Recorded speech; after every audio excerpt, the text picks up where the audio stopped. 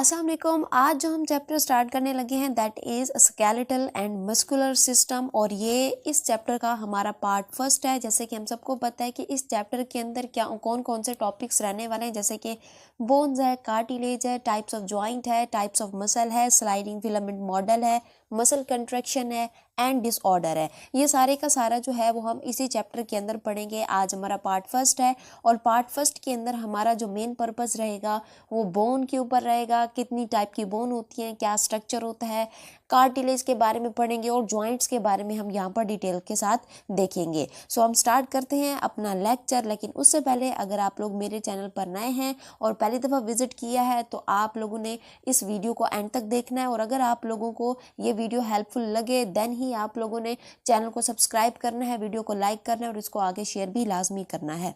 सबसे पहले हम यहाँ पर स्टार्ट करते हैं कि स्केलेटन क्या होता है। देखो भाई, आप लोगों ने जो है वो दो तरह के ऑर्गेनिज्म पढ़े हैं। क्लास 9th से ही आप लोगों को पता है कि मेजॉरिटी में हमारे पास जो है वो दो तरह के ऑर्गेनिज्म होते हैं। एक को हम क्या कहते हैं, एक को हम कहते हैं यूनिसेलुलर। ठीक है, अब ये जो यूनिसेलुलर ऑर्गेनिज्म होते हैं ना, जो कि वन सेल कंसिस्टिंग ऑर्गेनिज्म होते हैं, जैसे कि हम इसकी एग्जाम्पल में लेते हैं किस चीज़ को, बैक्टीरिया को। ठीक है, अब आप लोग अगर इस बैक्टीरिया को देखो तो बैक्टीरिया के अंदर कोई स्केलेटन नहीं होता। क्या आप लोगों ने कभी सुना कि बैक्टीरिया की टांग टूट गई या उसका जो है वो दांत टूट गया? कभी नहीं सुना, क्योंकि वो वन सेल कंसिस्टिंग ऑर्गेनिज्म है। ठीक है, उसे कोई भी स्केलेटन की जरूरत नहीं होती।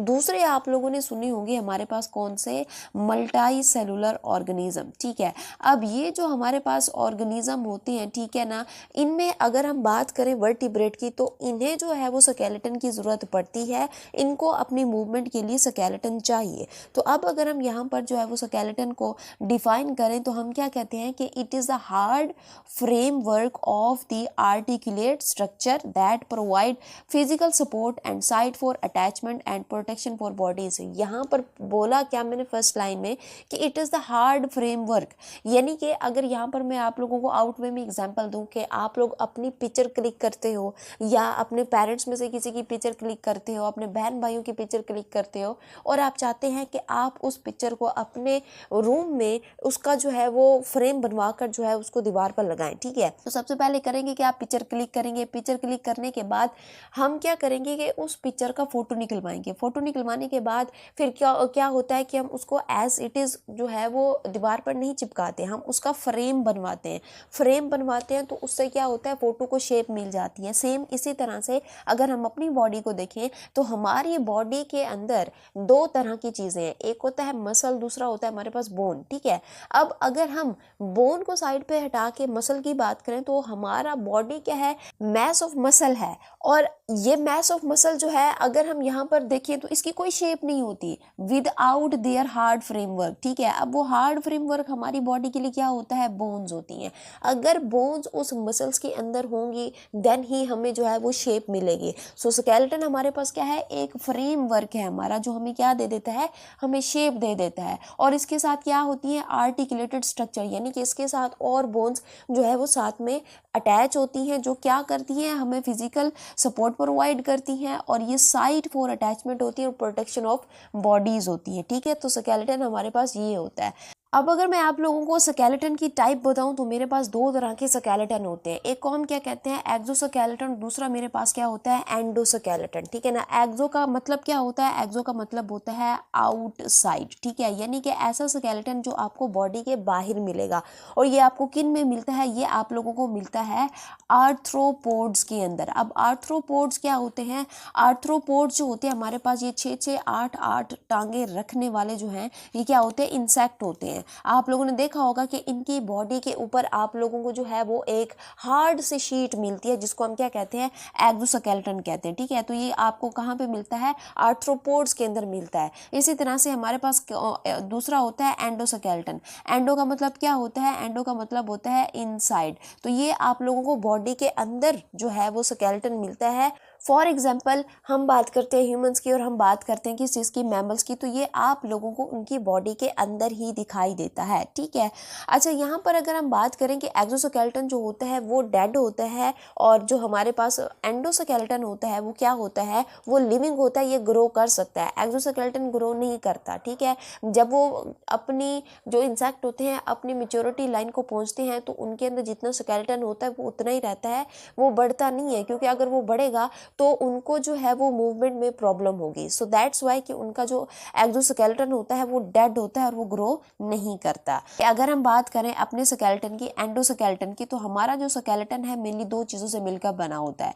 एक हमारे पास क्या होती है, बोन होती है, और दूसरी मेरे पास क्या होती है, कार्टिलेज होता है, ठीक है। तो इन दो चीज़ों से हमारा जो स्केलेटन है वो मिलकर बना होता है, ठीक है ना। अब यहाँ पर बेसिकली हम स्टार्ट करेंगे कि बोन क्या होती है, ठीक है ना, किस तरह का उसका स्ट्रक्चर है, फिर उसका क्रॉस सेक्शन करेंगे, फिर उसके इंटरनल जो स्ट्रक्चर होते हैं, इंटरनल कंपोनेंट होते हैं, उसको देखेंगे, फिर बाद में कार्टिलेज के बारे में यहाँ पर डिस्कस करेंगे डिटेल के साथ।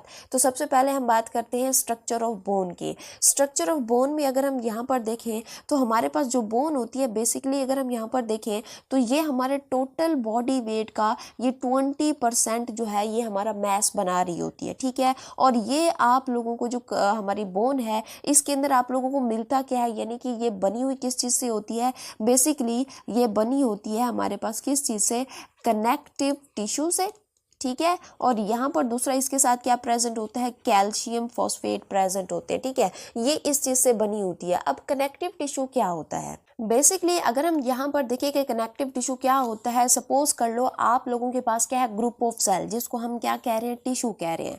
अब सपोज करो ये आपके पास क्या है, ग्रुप ऑफ सेल्स है। इन ग्रुप ऑफ सेल्स में, ठीक है, ये मेरे पास क्या है, सेल्स हैं।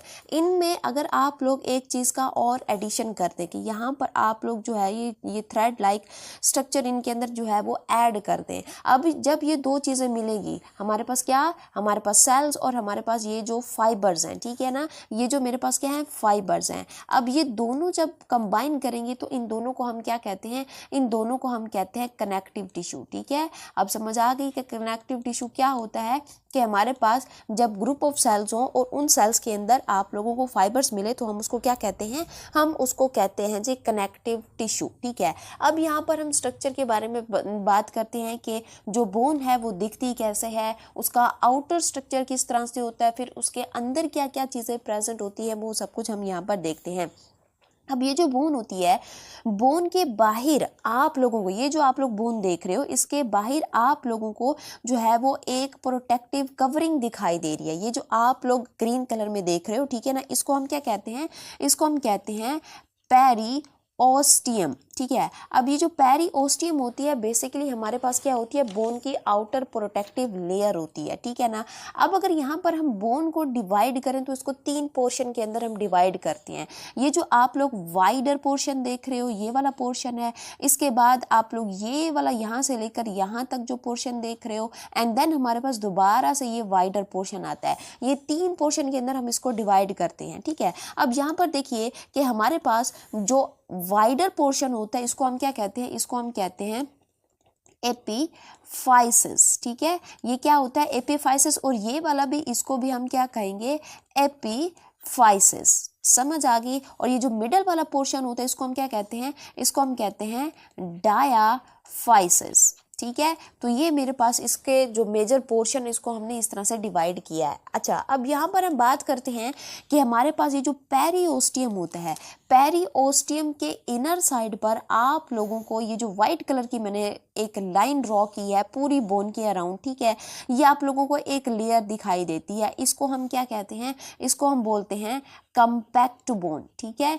ये कौन सी बोन होती है, कंपैक्ट बोन होती है। कंपैक्ट बोन इसको क्यों बोल रहे हैं, क्योंकि इसके अंदर आप लोगों को कोई भी स्पेस नहीं दिखाई देगी, so that's why we called it compact bone, ठीक है ना। अब कंपैक्ट बोन के अंदर की तरफ अगर आप लोग आओ, ये जो मैंने व्हाइट कलर में यूं इस तरह से जो है, यूं इस तरह से एक जो है लेयर बनाई हुई है दोनों चारों तरफ, यहाँ पे भी और इस तरफ भी। तो ये मेरे पास क्या है, ये मेरे पास है जी स्पॉन्जी बोन, ठीक है।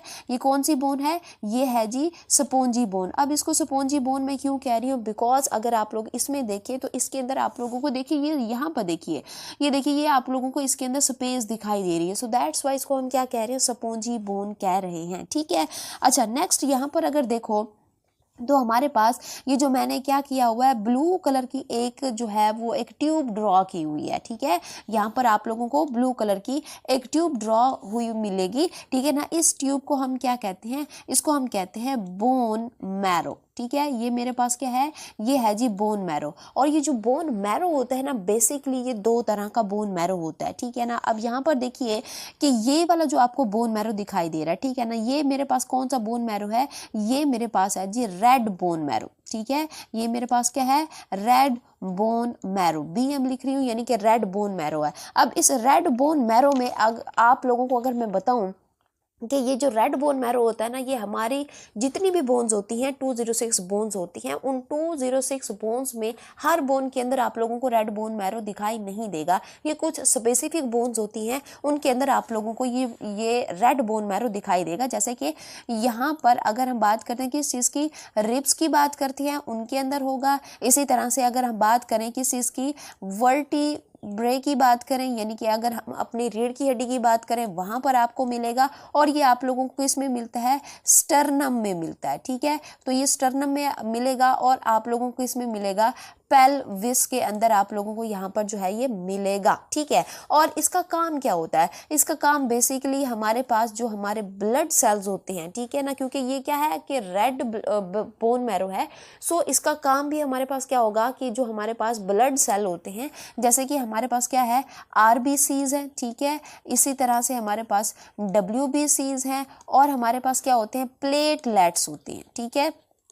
प्लेटलेट्स होते हैं, ये इनको बनाता है। किसका काम है जी, ये रेड बोन मैरो का काम है। अच्छा, नेक्स्ट आप लोगों को दूसरा जो बोन मैरो दिखेगा आप लोगों को, उसको हम क्या कहते हैं, उसको हम कहते हैं येलो बोन मैरो। ये जो आप लोग देख रहे हो, ठीक है, इसको हम क्या कहते हैं, इसको हम कहते हैं येलो बोन मैरो। इस येलो बोन मैरो को अगर हम देखें तो इस येलो बोन मैरो का काम क्या होता है कि ये आप लोगों को, सबसे पहले तो आप लोग यहाँ पर देखो कि ये कहाँ पर मिल रहा है, आप लोगों को ये स्पॉन्जी बोन के अंदर मिल रहा है। कहाँ पर मिल रहा है, शाफ्ट ऑफ स्पॉन्जी बोन। कहाँ पे मिल रहा है, ये शाफ्ट ऑफ स्पॉन्जी बोन, ठीक है।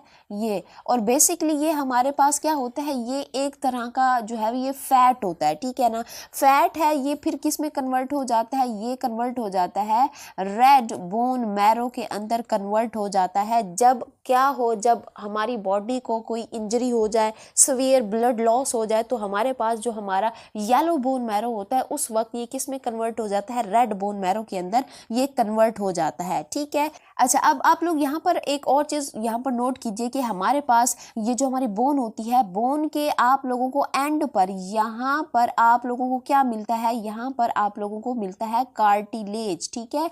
यहाँ आप लोगों को जो है वो एंड्स ऑफ बोन पे आप लोगों को क्या मिलता है, आप लोगों को यहाँ पर मिलता है कार्टिलेज, जिसको हम क्या कहते हैं, जिसको हम कहते हैं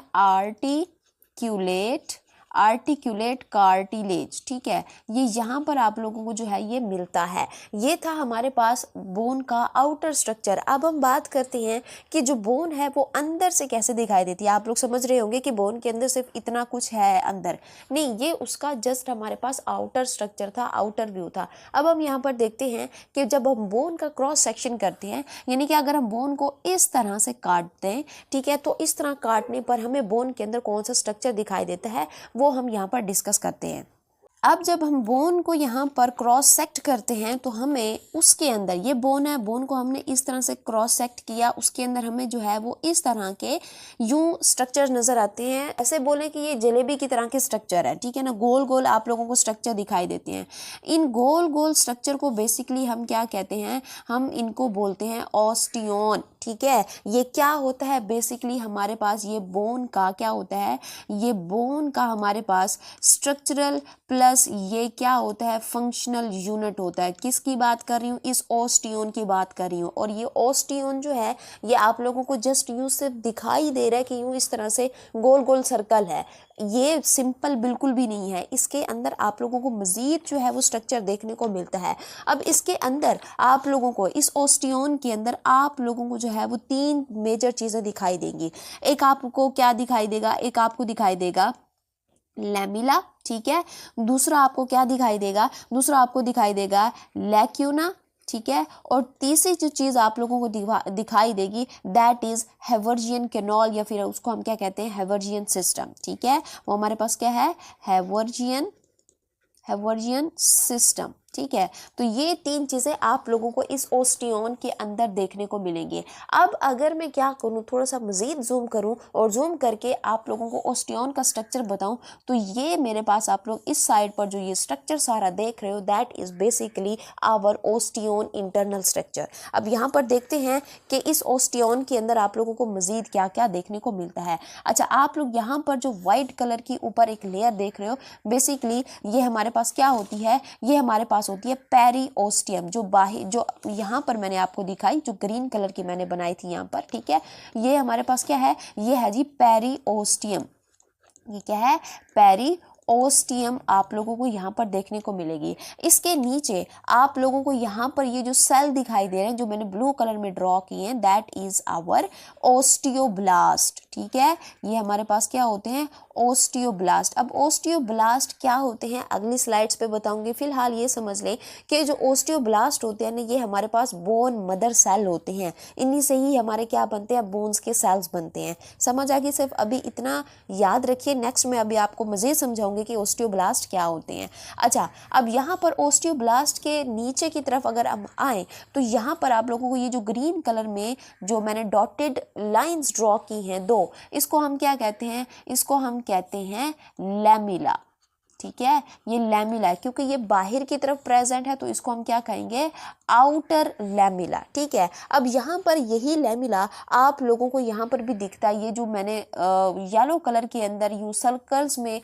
यहाँ पर डॉटेड लाइंस ड्रॉ की हैं, इसको हम क्या कहते हैं, इसको हम कहते हैं इनर लैमिला, ठीक है। ये मेरे पास क्या है, इनर लैमिला कहते हैं इसको, ठीक है। अब यहाँ पर अगर आप लोग देखें, जो आउटर लैमिला है या फिर मेरे पास क्या है, इनर लैमिला है, इनमें आप लोगों को क्या दिखाई देता है, इनके अंदर आप लोगों को मैट्रिक्स दिखाई देता है, ठीक है ना। इसमें आप लोगों को क्या दिखाई देता है, मैट्रिक्स, ठीक है।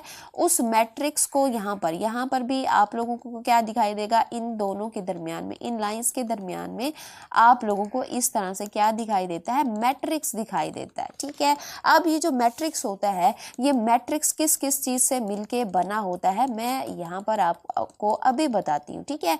यहाँ पे मुझे थोड़ा सा ड्रॉ करने दें। ये देखें, यहाँ पे भी, इस साइड पे भी आपको क्या मिलेगा, मैट्रिक्स मिलेगा इसके दरमियान में, ठीक है। और ये क्या है कि आउटर और इनर दोनों लैमिला के अंदर आप लोगों को बराबर में मिलेगा। अब ये जो हमारे पास क्या है, मैट्रिक्स है, ठीक है। ये क्या है जी, मैट्रिक्स है। मैट्रिक्स किस चीज़ से मिलके बना होता है, ये बेसिकली ये मिलके बना होता है हमारे पास कोलेजन फाइबर से, ठीक है।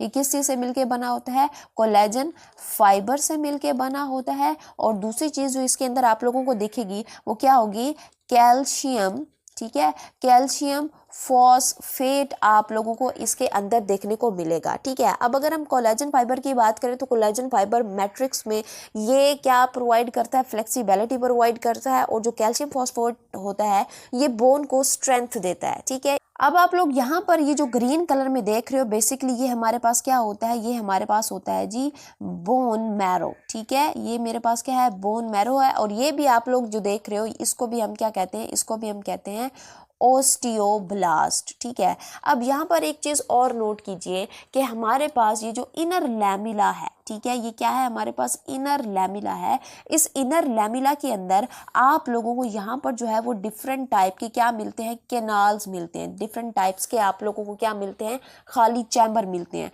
सपोज कर लो ये मेरे पास जो है एक चैम्बर है, ठीक है, ये मेरे पास दूसरा चैम्बर है, ये तीसरा है। यूँ इस तरह से आप लोगों को क्या दिखाई देते हैं, खाली चैम्बर्स आप लोगों को इन लैमिला के अंदर दिखाई देते हैं। यहाँ पे भी आपको दिखाई देंगे, ठीक है, और ये यहाँ पे भी सारा हमारे पास जो इनर लैमिला होगा उसके अंदर आप लोगों को इस तरह के क्या दिखाई देते हैं, खाली चैम्बर दिखाई देते हैं। इन खाली चैम्बर्स को हम बोलते हैं लैक्यूना, ठीक है ना। अब इस लैक्यूना को अगर हम देखें तो इस लैक्यूना के अंदर आप लोगों को यहाँ पर मिलेंगे सेल्स, ठीक है।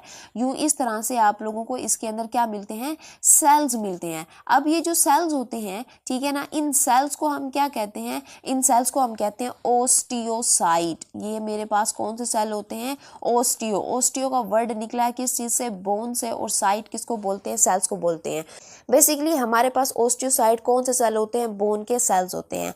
अब यहाँ पर हमारे पास जो एक लैक्यूना है, ठीक है, एक लैक्यूना दूसरे लैक्यूना के साथ जो है वो अटैच्ड होता है थ्रू अ होलो ट्यूब, ठीक है। यहाँ पर मैं ड्रॉ कर देती हूँ, ठीक है। ये देखिए, ये यहाँ पर हमारे पास क्या है कि ये हमारे पास एक लैक्यूना दूसरे लैक्यूना से क्या होता है, कनेक्टेड होता है एक ट्यूब के थ्रू, ठीक है ना। उस ट्यूब को हम क्या कहते हैं, उसको हम कहते हैं कैनाली कुलाई या कैनालिक्यूलस, ठीक है। तो ये मेरे पास जो है ये एक दूसरे से आपस में जो है वो कनेक्टेड होते हैं थ्रू द कैनाली कुलाई, ठीक है। अब मेरे पास जो चैम्बर थे लैक्यूना, लैक्यूना के अंदर सेल्स, उसको ओस्टियोसाइट, और ये आपस में जो लैक्यूना है अटैच्ड होते हैं थ्रू द होलो ट्यूब, इसको हम क्या कहते हैं, कैनाली कुलाई, इसको हम बोलते हैं। अब यहाँ पर आप लोग देखिए कि ये जो आप लोग स्ट्रक्चर देख रहे हो, ठीक है ना, ये मेरे पास एक क्या है कि इनर ओस्टियोन का स्ट्रक्चर है मेरे पास, ठीक है ना। अब ये जो है आप लोग देख रहे हो ये लैमिला है हमारे पास, ठीक है ना। ये जो बाहर जो मैंने क्या किया हुआ है,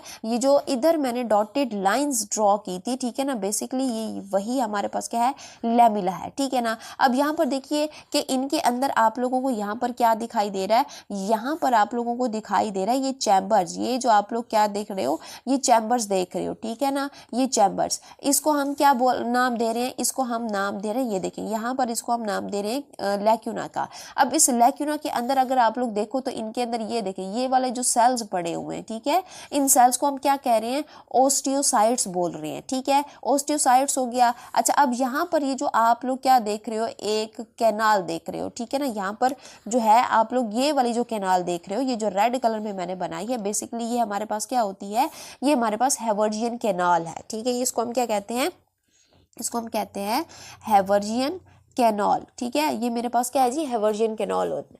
ओके, अब यहाँ पर आप लोग देखें कि ये जो इनर लैमिला है, ठीक है, और उसके अंदर जितना सारा भी स्ट्रक्चर आ रहा है, ठीक है ना, उसके अंदर लैक्यूना है, ओस्टियोसाइट है, कैनालिकुलस है। अच्छा, इसके अलावा हमारे पास ये क्या है, ये हैवर्जियन कैनाल है। इस हैवर्जियन कैनाल के अंदर आप लोगों को ब्लड वेजल्स भी देखने को मिलेगी, ठीक है। तो ये सारा क्या है कि एक सिस्टम बना रहे हैं, ठीक है ना। ये सारे का सारा हमारे पास ये जो आप लोग एक गोल जलेबी की तरह के स्ट्रक्चर देख रहे हो, इस पूरे के पूरे स्ट्रक्चर को हम क्या कहते हैं, इसको हम कहते हैं हैवर्जियन सिस्टम, ठीक है। इसमें हमारे पास क्या है, बहुत सारी चीज़ें आ रही हैं, इसको हम क्या कहते हैं, हैवर्जियन सिस्टम कहते हैं। समझ आ गया, मैंने आप लोगों को तीनों चीज़ें यहाँ पर ओस्टियोन के अंदर समझा दी। लैमिला क्या है कि ये जो आप लोगों को डॉटेड लाइन दिखाई दे रही है आउटर और इनर साइड पर, ये लैमिला है। लैक्यूना हमारे पास क्या है, ये जो उस लैमिला के अंदर आप लोगों को खाली चैम्बर दिखाई देते हैं, उनको लैक्यूना कहते हैं। उनके अंदर आप लोगों को बोन के सेल्स मिलते हैं, जिसको हम क्या कहते हैं, ओस्टियोसाइट्स कहते हैं। फिर हमारे पास हैवर्जियन सिस्टम क्या है, ये हमारे पास लैमिला, उसके साथ लैक्यूना, उसके अंदर ओस्टियोसाइट, फिर हमारे पास हैवर्जियन कैनाल। ये सारा कुछ हमारे पास ये जो सिस्टम मिला है, इसको हम क्या कहते हैं, हैवर्जियन सिस्टम बोलते हैं, ठीक है। ये हो गया जी हमारे पास cross section of the bone. अब हम यहाँ पर बात करते हैं, ठीक है, ये भी मैंने आप लोगों को जो है वो स्ट्रक्चर दिखा दिया। अब हम यहाँ पर बात करते हैं टाइप्स ऑफ बोन्स की, यानी कि हमारे पास जो आप लोगों ने बोन्स देखे हैं, ठीक है, ये जो आप लोगों ने बोन का स्ट्रक्चर देखा है, अब इस बोन के अंदर आप लोगों को बोन के डिफरेंट सेल्स दिखाई देते हैं, टाइप्स ऑफ बोन सेल्स दिखाई देते हैं, ठीक है ना। अब हम यहाँ पर बात करते हैं कि हमारे पास ये जो बोन के सेल होते हैं, बेसिकली ये किस से बनते हैं, ये बनते हैं हमारे पास स्टेम सेल से, ठीक है। किससे बनते हैं, स्टेम सेल से, या फिर इसका दूसरा नाम हमारे पास क्या होता है, ओस्टियोजेनिक ठीक है, ओस्टियोजेनिक सेल होते हैं, ठीक है ना। अब ये स्टेम सेल जो होते हैं ये किस तरह के सेल होते हैं, बेसिकली ये क्या होते हैं, ये अनडिफरेंशिएटेड सेल होते हैं, ठीक है ना, which have ability to make bone cell, यानी कि पहले इनको पता नहीं होता कि इन्होंने किस चीज़ के अंदर जो है वो कन्वर्जन लेनी है। सो ये अनडिफरेंशिएटेड सेल होते हैं, जब ये डिफरेंशिएट करते हैं तो ये बोन सेल भी बनाते हैं, इनके पास ये एबिलिटी होती है कि ये बोन सेल बनाएं। अब ये जो हमारे पास स्टेम सेल होते हैं, ठीक है ना, ये मेरे पास क्या है जी, ये स्टेम सेल है, इसके अंदर यहाँ पर आपको क्या मिलेगा, न्यूक्लियस मिलेगा। अब ये जो आप लोगों को स्टेम सेल दिखाई देता है, अब इसका काम क्या होता है कि जब बोन ने ग्रो करना हो या फिर रिपेयर होना हो तो ये स्टेम सेल जो होते हैं ये क्या करते हैं, डिवाइड करते हैं और इनसे फिर क्या बन जाता है, इनसे बनता है जी ओस्टियोब्लास्ट, ठीक है, इनसे हमारे पास क्या बन जाता है, यूँ इस तरह के आप लोगों को क्या दिखाई देंगे, फिर सेल्स दिखाई देंगे, उनके अंदर आप लोगों को क्या दिखाई देगा, न्यूक्लियस दिखाई देगा, और ये हमारे पास जो सेल होते हैं इसको हम क्या कहते हैं, ओस्टियोब्लास्ट। तो हमारे पास जो ओस्टियोब्लास्ट है वो किससे बन रहा है, स्टेम सेल से बन रहा है, यानी कि उन अनडिफरेंशिएटेड सेल से बन रहा है जो बाद में बोन सेल बनते हैं। और बोन सेल में हमारे पास पहला सेल कौन सा होता है, ओस्टियोब्लास्ट होता है, ठीक है। तो ओस्टियोब्लास्ट किससे बने, ओस्टियोब्लास्ट हमारे पास बन रहे हैं हमारे पास कहाँ से, फ्रॉम स्टेम सेल, ठीक है, ये कहाँ से बन रहे हैं, स्टेम सेल से बन रहे हैं। और इनकी अगर हम शेप देखें तो यूँ इस तरह से आप लोगों को दिखाई देंगे, ठीक है, इसके अंदर आप लोगों को क्या दिखेगा, न्यूक्लियस दिखेगा, ठीक है। अब यहाँ पर अगर हम ओस्टियोब्लास्ट की बात करें तो ये किस तरह के सेल्स होते हैं, ये बोन मेकिंग सेल होते हैं, यानी कि क्या है, ये फर्स्ट हमारे पास बोन के सेल है तो ये क्या है, बोन मेकिंग सेल है, ठीक है, इसको हम क्या कहते हैं, बोन मेकिंग सेल कहते हैं। नेक्स्ट हमारे पास क्या आता है कि ये जो हमारे ओस्टियोब्लास्ट होते हैं ना, ठीक है। अब ओस्टियोब्लास्ट के अंदर अगर हम देखें कि इनकी कंपोजिशन क्या होती है तो इनके अंदर आप लोगों को क्या मिलता है, यहाँ पर आप लोगों को मिलता है कोलेजन फाइबर आप लोगों को देखने को मिलता है, और दूसरा आप लोगों को इसके अंदर क्या मिलता है, कैल्शियम फॉस्फेट आप लोगों को यहाँ पर देखने को मिलेगा, ठीक है। अब क्या होता है कि जब बोन का जो स्ट्रक्चर है वो कंप्लीट हो जाता है तो कुछ ओस्टियोब्लास्ट जो होते हैं वो किस में कन्वर्ट हो जाते हैं, इस ओस्टियोसाइट्स के अंदर जो है वो कन्वर्ट हो जाते हैं। और अगर हम इस ओस्टियोसाइट का स्ट्रक्चर देखें तो हमें ओस्टियोसाइट का स्ट्रक्चर यूँ इस तरह से जो है वो दिखाई देता है, यूँ इस तरह से, ठीक है। और इसके अंदर यहाँ पर आपको एक न्यूक्लियस मिलेगा और यहाँ पर आप लोगों को कुछ जो है वो फाइबर्स निकले हुए यहाँ पर जो है वो दिखाई देंगे, ठीक है। ये मेरे पास कौन सा सेल होता है, ये है जी ओस्टियोसाइट, जो कि कहाँ से बन रहा है, ओस्टियोब्लास्ट से बन रहा है। और ओस्टियोब्लास्ट कहाँ से बन रहा है, हमारे पास स्टेम सेल से बन रहा है। अब अगर हम यहाँ पे बात करें कि ओस्टियोसाइट किस तरह के सेल होते हैं, बेसिकली ये हमारे पास मेच्योर बोन सेल होते हैं। कौन से सेल होते हैं, मेच्योर बोन सेल होते हैं हमारे पास, ठीक है ना। अब यहाँ पर हमारे पास क्या होता है कि ये जो हमारे पास ओस्टियोब्लास्ट होते हैं जब ये बन रहे होते हैं, ये वाले सेल, ठीक है, ये वाले सेल जब बन रहे होते हैं तो ये क्या होते हैं कि बोन के अंदर ट्रैप हो जाते हैं, ठीक है,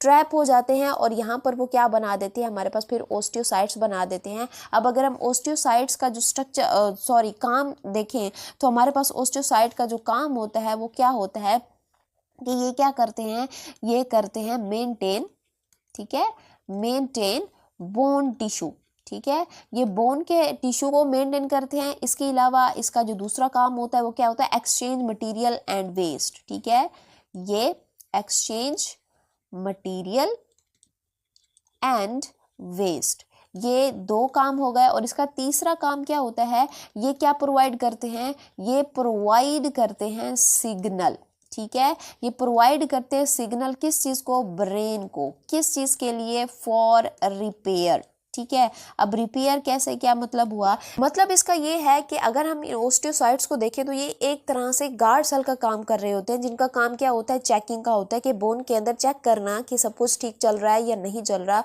कहीं पर बोन पर ज़्यादा प्रेशर तो नहीं पड़ रहा। तो ये सारा कुछ जो है ये सिग्नल देते हैं किस चीज़ को, ब्रेन को। तो इसलिए हम इसको क्या कहते हैं, ये एक तरह से हमारी बॉडी के, हमारी बोन्स के जो है ये क्या होते हैं, गार्ड सेल होते हैं। अब नेक्स्ट हमारे पास होते हैं ओस्टियोक्लास्ट। ओस्टियोक्लास्ट को अगर हम यहाँ पर इनकी शेप देखें तो बेसिकली ये आप लोगों को इस शेप के अंदर जो है वो दिखाई देती हैं। और ये क्या है कि ये हमारे पास किस तरह के सेल होते हैं, ये जी हमारे पास होते हैं लार्ज और मल्टी न्यूक्लिएटेड, ठीक है, ये क्या होते हैं, multinucleated multinucleated cell होते हैं, यानी कि इनके अंदर आप लोगों को डिफरेंट हमारे पास जो है वो न्यूक्लियाई दिखाई देंगे। यहाँ इनमें क्या है, ओस्टियोब्लास्ट के एक सेल में एक न्यूक्लियाई और इधर भी आप लोगों को एक ही न्यूक्लियाई देखने को मिलेगा, लेकिन इसके अंदर आप लोगों को मोर देन वन न्यूक्लियाई देखने को मिलते हैं। ठीक है, अब यहाँ पर जो हमारे पास ओस्टियोक्लास्ट होता है, ठीक है ना, इसका काम क्या होता है, बेसिकली इसका काम होता है जी बोन ब्रेकिंग। ठीक है, ये बोन को क्या कर देते हैं, ब्रेक कर देते हैं। और दूसरा इसका काम क्या होता है कि ये क्या करते हैं, ये क्या करते हैं, री एब्जॉर्ब मिनरल्स। मतलब कि जब ये बोन को ब्रेक करते हैं तो इससे जो हमारे पास कैल्शियम फॉस्फेट निकलता है तो उसको ब्लड में क्या कराते हैं, एब्जॉर्ब कराते हैं, जिससे ब्लड में जो कैल्शियम लेवल होता है वो मेंटेन रहता है। सो हम कह सकते हैं कि ये जो हमारे पास ओस्टियोक्लास्ट होती है ये क्या करती हैं, ये ग्रोथ करवाते हैं। ठीक है, तो ये है हमारे पास की टाइप्स ऑफ बोन्स में हमारे पास कितनी टाइप्स की बोन आती हैं, 3 तरह की हमारे पास जो है वो बोन्स यहाँ पर होती हैं। ठीक है, अब हम यहाँ पर नेक्स्ट टॉपिक जो डिस्कस करने लगे हैं ये हमारे पास बहुत इंपॉर्टेंट टॉपिक है जिसको हम क्या कहते हैं, बोन डेवलपमेंट। ठीक है ना, अब अगर यहाँ पर आप लोग देखो तो हमारे पास क्या है कि बोन डेवलपमेंट का मतलब क्या होता है, यानी कि बोन किस तरह से बनती है। ठीक है, अब बोन किस प्रोसेस के थ्रू बनती है, ठीक है, उसको हम क्या कहते हैं, उसको हम कहते हैं ओस्टियोजेनेसिस। उसको हम क्या कहते हैं, ओस्टियोजेनेसिस। ओस्टियो का मतलब क्या होता है, बोन, और जेनेसिस का मतलब होता है टू मेक या टू सिंथेसिस, यानी कि बोन का बनना जिस प्रोसेस के थ्रू, उसको हम क्या कहते हैं, osteogenesis. The process of bone formation called osteogenesis. अब ये जो हमारी बोन है ना, ये हमारी एम्ब्रियोनिक स्टेज से ही बनना स्टार्ट हो जाती है। और अगर हम यहाँ पर देखें, ये आप लोगों को ये जो बोन्स दिखाई दे रही है, ये वाली बोन्स, ठीक है, ये हमारे पास एक लॉन्ग बोन है। अब लॉन्ग बोन के अंदर यहाँ पर उसकी डेवलपमेंट, यानी कि वो बनती किस तरह से, डिफरेंट 4 स्टेप्स के अंदर हम यहाँ पर इसको देखेंगे कि ये किस तरह से जो है ये बनती है। अब हमारे पास जो पहला हमारे पास स्टेप है वो क्या है कि centre of the bone begins harden called, हमारे पास क्या है, कैल्सिफिकेशन। अब यहाँ पर मैं अगर आप लोगों को बताऊं कि ये जो हमारे पास फर्स्ट वाली, आप लोग ये वाला जो है इस डायग्राम को देखो तो इसमें क्या है कि ये स्टार्ट में क्या होता है कि जो हमारा बोन है ना, ये एक फ्लेक्सिबल टिश्यू होता है स्टार्ट पे, जिसको हम क्या कहते हैं, जिसको हम कहते हैं कार्टिलेज। ठीक है, ये पूरे का पूरा क्या होता है, एक कार्टिलेज होता है। फिर क्या होता है कि ये जो कार्टिलेज होता है ना, ये सेंटर में हार्ड होना स्टार्ट हो जाता है। ठीक है ना, ये देखिए, ये जो आप लोगों को लाइंस दिखाई दे रही है, ये सेंटर में क्या होना स्टार्ट कर रहा है, ये हार्ड होना स्टार्ट कर रहा है। क्यों, क्योंकि यहाँ पर इसके अंदर आप लोगों को यहाँ पर कैल्शियम जो है वो स्टोर होना यहाँ पर स्टार्ट हो जाते हैं। सो दैट्स वाई पहले ये हमारे पास क्या होता है, एक फ्लेक्सिबल टिश्यू होता है हमारा बोन। ठीक है, फिर बाद में क्या होता है कि इसके अंदर जो कार्टिलेज है वो हार्डन स्टार्ट हो जाता है, क्योंकि उसके अंदर यहाँ पर आप लोगों को कैल्शियम स्टोर होता हुआ मिलेगा। ठीक है, ये हमारे पास हुआ पहला स्टेप कि जिसमें हमारे पास क्या होता है कि centre of the bone begins harden. ठीक है ना, यहाँ पर ये हार्डन हो जाती है और इस प्रोसेस को हम क्या कहते हैं, कैल्सिफिकेशन, क्योंकि इसके अंदर कैल्शियम जो है स्टोर हो रही है तो उसको हम क्या बोल रहे हैं, कैल्सिफिकेशन कह रहे हैं। दूसरा हमारे पास जो स्टेप होता है दैट इज द कि chondrocyte die and leave empty space behind. आप लोगों ने ये कॉन्ड्रोसाइट जो है पहली दफ़ा सुन रहे होंगे ये वर्ड। कॉन्ड्रोसाइट क्या होते हैं, जो हमारे कार्टिलेज होते हैं, जो हमारी नरम हड्डी होती है, उनके जो स्ट्रक्चरल और फंक्शनल सेल होते हैं, वो मैं अभी आप लोगों को स्ट्रक्चर के अंदर बताऊंगी। ठीक है, ये कॉन्ड्रोसाइट क्या है कि जो कार्टिलेज होता है उनके स्ट्रक्चरल और फंक्शनल सेल होते हैं। जिस तरह से बोन का हमने पढ़ा ओस्टियोन होता है, ठीक है, इसी तरह से कॉन्ड्रोसाइट किसके होते हैं, कार्टिलेज के होते हैं।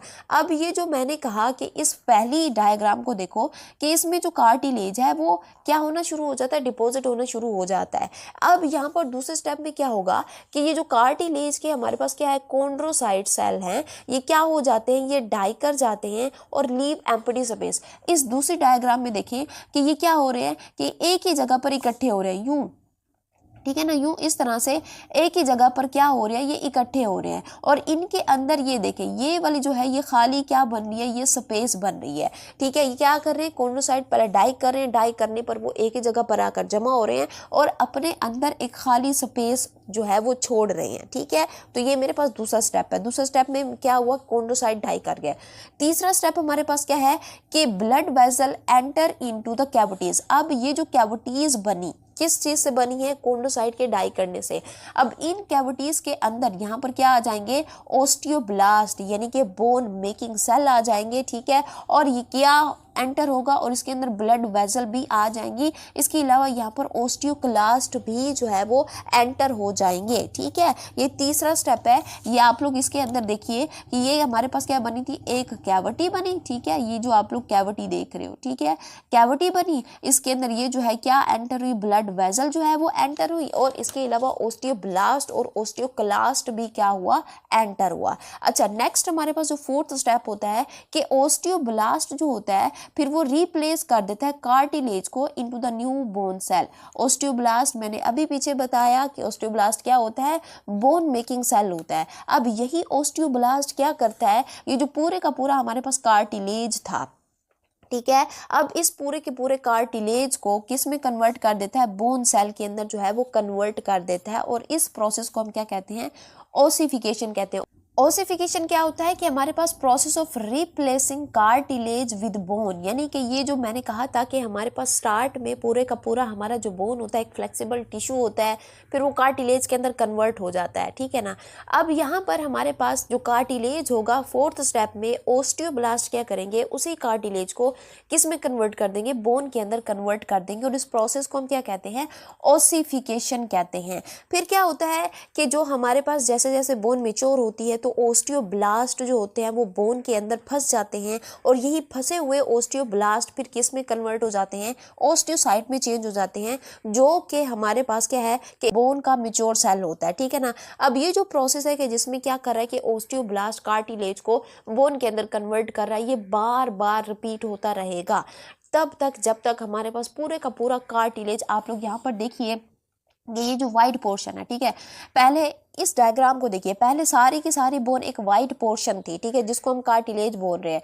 फिर इसमें ये कैविटी बनी, स्पेस बनी, फिर ये स्पेस जो है वो बढ़ती चली गई, उसके अंदर ब्लड वेसल्स आ गए, ओस्टियोब्लास्ट आ गए, ओस्टियोक्लास्ट आ गए। ये फिर क्या हुआ कि ये मेच्योर होती गई, मेच्योर होती गई। और अब आप लोग यहाँ पर देखिए कि ये जो वाइट पोर्शन है अब इतना रह गया, ठीक है। पहले पूरे का पूरा हमारे पास बोन वाइट था, अब ये जो है ये क्या रह गया, सिर्फ इतना रह गया है। और ये प्रोसेस जिसमें हमारे पास ओस्टियोब्लास्ट इस कार्टिलेज को किस में कन्वर्ट कर रहा है, बोन के अंदर कन्वर्ट कर रहा है, ये बार बार रिपीट होता रहेगा यहाँ तक कि आप लोग इस एंड वाली डायग्राम को देखो कि ये पूरे का पूरा किस में कन्वर्ट ना हो जाए, बोन के अंदर कन्वर्ट ना हो जाए। लेकिन यहाँ पर पूरे का पूरा कार्टिलेज बोन के अंदर कन्वर्ट नहीं होगा। यहाँ पर एंडिंग पोर्शन पे आप लोग यहाँ पर देखिए कि एंड पोर्शन पे यहाँ पर थोड़ा थोड़ा रह जाएगा, और इसको हम क्या कहते हैं, इसको हम कहते हैं आर्टिकुलेट कार्टिलेज, ठीक है। जो मैंने आप लोगों को पहली वाली डायग्राम के अंदर बताया कि उसको हम क्या कहते हैं, आर्टिकुलेट कार्टिलेज इसको हम बोलते हैं। और यहाँ पर हमारे पास क्या होती है कि दो बोन आपस में आकर अटैच होती हैं, और अगर ये आर्टिकुलेट कार्टिलेज ना हो तो इससे बहुत ज़्यादा फिर प्रॉब्लम होगी। सो सारे का सारा जो हमारे पास कार्टिलेज है वो बोन के अंदर कन्वर्ट नहीं होता, कुछ रह जाता है एंड्स ऑफ बोन के ऊपर। तो ये है हमारे पास बोन डेवलपमेंट। होप कि ये जो है आपको समझ आया होगा। सो अगर आप लोगों को समझ आया है, do like, share, comment and do not forget to subscribe the channel. अब नेक्स्ट टॉपिक जो हमने यहाँ पर डिस्कस करना है that is structure of the cartilage. देखो हमने पिछले स्लाइड के अंदर पढ़ा कि जो हमारा क्या होता है, कार्टिलेज है, ठीक है, वो किस में कन्वर्ट हो जाता है, कार्टिलेज हमारा कन्वर्ट हो जाता है बोन्स के अंदर। लेकिन ये सारे का सारा कार्टिलेज जो है वो बोन के अंदर कन्वर्ट नहीं होता। जो हमारी लॉन्ग बोन्स होती हैं उनके जो एंड्स होते हैं, ठीक है, उनमें जो है वो वहाँ पर रह जाता है, यहाँ पर, ठीक है ना, एंड्स ऑफ द बोन पे यहाँ पर रह जाता है, जिसको हम क्या कह रहे हैं, आर्टिकुलेट कार्टिलेज कह रहे हैं। अब अगर यहाँ पर हम देखें कि जो हमारे पास कार्टिलेज होता है वो किस चीज़ से मिलकर बना होता है, तो कार्टिलेज भी आप लोगों को किस चीज़ का बना हुआ दिखेगा, ये भी आप लोगों को कनेक्टिव टिश्यू का ही बना हुआ मिलेगा। तो अब हमने पीछे पढ़ा था कि जो बोन होती है वो भी कनेक्टिव टिश्यू से मिलकर बनी होती है, और ये कार्टिलेज भी अब हम पढ़ रहे हैं कि ये कनेक्टिव टिश्यूज का मिलकर बना हुआ है। अब बोन और हमारे पास कार्टिलेज दोनों तो हमारे पास कनेक्टिव टिश्यू से मिलकर बने होते हैं। अब इनमें मेजर डिफरेंस क्या है कि अब होना तो ये चाहिए था कि बोन भी कनेक्टिव टिश्यू की है, कार्टिलेज भी कनेक्टिव टिश्यू का है, दोनों सेम होने चाहिए थे, लेकिन यहाँ पर ये सेम नहीं है। क्योंकि अगर हम बात करें कार्टिलेज की, ठीक है ना, तो हमारे पास जो कार्टिलेज होता है, ठीक है ना, उसके अंदर जो कनेक्टिव टिश्यू होता है वो क्या होता है, वो हमारे पास लूजली पैक्ड होता है, ठीक है। वो क्या होता है जी, वो लूजली लूजली पैक्ड होता है। लेकिन अगर हम बात करें किस चीज़ की, हम बात करते हैं बोन की, ठीक है, तो बोन के अंदर जो कनेक्टिव टिश्यू है वो क्या होता है, वो हमारे पास क्लोजली, ठीक है, वो क्लोजली पैक्ड होता है। दैट्स वाई हमारे पास जो बोन होती हैं वो हार्ड होती हैं और जो कार्टिलेज होता है वो हमारे पास किस तरह का होता है, ये नर्म होता है, इसलिए इसको हम क्या कहते हैं, ये हमारी क्या है, सॉफ्ट बोन है। अगर हम यहाँ पर कार्टिलेज को देखें ना, तो कार्टिलेज को अगर यहाँ पर इंजरी हो जाए, वैसे तो बहुत कम होती है, लेकिन अगर ये इसको इंजरी हो जाए तो ये बहुत ही स्लो जो है वो हील अप होता है, क्योंकि इसमें ब्लड सप्लाई नहीं होती। लेकिन अगर हम बात करें किस चीज़ की, बोन की बात करें, तो बोन को अगर चोट लग जाए तो उसका हील अप प्रोसेस जो है वो कार्टिलेज से जो है वो फास्टर होता है। अब हम यहाँ पर बात करते हैं कि जो कार्टिलेज होता है वो स्ट्रक्चर वाइज किस तरह से दिखता है। बोन को तो हमने देख लिया कि वो किस तरह की होती है। अब हम यहाँ पर देखते हैं कि जो कार्टिलेज होता है वो किस तरह का यहाँ पे दिखता है। तो यहाँ पे हम बना लेते हैं उसका स्ट्रक्चर। ये है जी मेरे पास एक कार्टिलेज, ठीक है ना। अब आप लोग ये जो आउटर कवरिंग देख रहे हो, ठीक है ना, दैट इज कि इसको हम क्या कहते हैं, पेरिकॉन्ड्रियम कहते हैं। क्या बोलते हैं, पेरिकॉन्ड्रियम इसको हम बोलते हैं। अब पेरिकॉन्ड्रियम इसको क्यों बोल रहे हैं, पेरी का मतलब क्या होता है, आउटर, कॉन्ड्रियम का वर्ड निकला है हमारे पास कार्टिलेज के लिए, ठीक है। और यहाँ पर ये जो हमारे पास पेरिकॉन्ड्रियम होता है ना, इसके अंदर आप लोगों को कौन कौन सा मटेरियल मिल सकता है, इसके अंदर आप लोगों को क्या मिलती हैं, ब्लड वेजल्स आप लोगों को मिल सकती हैं। इसके अलावा यहाँ पर आप लोगों को कौन सी वेजल्स मिलती हैं, लिम्फेटिक वेजल मिलती हैं। इसके अलावा यहाँ पर आप लोगों को जो है वो नर्व्स भी मिलती हैं, ठीक है। तो ये सारा कुछ इस आउटर लेयर के अंदर होता है, समझ आ गई। अब अगर हम पेरिकॉन्ड्रियम के इनर साइड पर देखें तो आप लोगों को यहाँ पर क्या दिखेगा, यहाँ पे जो है वो सारे का सारा क्या दिखेगा जी, मैट्रिक्स दिखेगा। ये हमारे पास क्या है जी, ये है इसका मैट्रिक्स, समझ आ गई। अब ये जो मैट्रिक्स होता है, मैट्रिक्स में आप लोगों को कौन कौन सा मटेरियल देखने को मिलता है, यहाँ पर आप लोगों को देखने को मिलेगा कोलेजन, ठीक है, यहाँ पर कोलेजन होगा। इसके अलावा यहाँ पर आप लोगों को क्या मिलता है, इलास्टिन मिलता है। एंड नेक्स्ट हमारे पास जो चीज़ यहाँ पर होगी इसके मैट्रिक्स में, दैट इज प्रोटियोग्लाइकन, ठीक है, वो क्या होगा, प्रोटियोग्लाइकन होगा। अब हमारे पास ये जो मैट्रिक्स होता है, मैट्रिक्स का अगर हम यहाँ पर काम देखें तो मैट्रिक्स का काम क्या होता है कि ये क्या प्रोवाइड करता है, ये इसको प्रोवाइड करता है स्ट्रेंथ, प्लस यहाँ पर इसको क्या प्रोवाइड करेगा, फ्लेक्सिबिलिटी इसको जो है वो प्रोवाइड करेगा। समझ आ गई कि पेरिकॉन्ड्रियम क्या है, और इसके बाद हमने मैट्रिक्स का जिक्र किया, वो क्या होता है वो मैंने आप लोगों को समझा दिया। अब यहाँ पर अगर हम देखें तो जिस तरह से हमने बोन के अंदर खाली चैम्बर्स देखे थे जिसको हमने लैक्यूना का नाम दिया था, तो यहाँ पर भी आप लोगों को खाली खाली चैम्बर्स मिलेंगे, ठीक है ना, जिसको हम क्या बोलेंगे, जिसको हम जो है वो लैक्यूना बोलेंगे। ये भी हमारे पास क्या है, लैक्यूना है हमारे पास, ठीक है। और इस लैक्यूना के अंदर भी आप लोगों को यहाँ पर क्या मिलेंगे, स्पेशलाइज सेल मिलेंगे। किसके सेल मिलेंगे, इसमें आप लोगों को कार्टिलेज के सेल्स मिल रहे हैं, ठीक है ना। और इन सेल्स को हम क्या नाम देते हैं, इनको हम कहते हैं कॉन्ड्रोसाइट, ठीक है, क्योंकि ये कार्टिलेज के अंदर हैं तो इसको हम नाम क्या देंगे, कॉन्ड्रोसाइट्स का नाम देंगे। बेसिकली हमारे पास यही रिस्पॉन्सिबल होते हैं for the synthesis and maintaining the matrix. ये जो मैट्रिक्स बना हुआ है, यही जो है ये मैट्रिक्स को बनाते हैं और उसको जो है वो क्या कर रहे होते हैं, मेंटेन कर रहे होते हैं। तो हमारे पास जो कार्टिलेज होता है ना, बेसिकली इसके अंदर कुछ ज़्यादा, जिस तरह से हमने बोन के अंदर जो स्ट्रक्चर पढ़े थे, उसके डिफरेंट कंपोनेंट पढ़े थे, उस तरह का कम्प्लेक्स स्ट्रक्चर नहीं है हमारे पास, ये बहुत ही सिंपल होता है, समझ आ गई।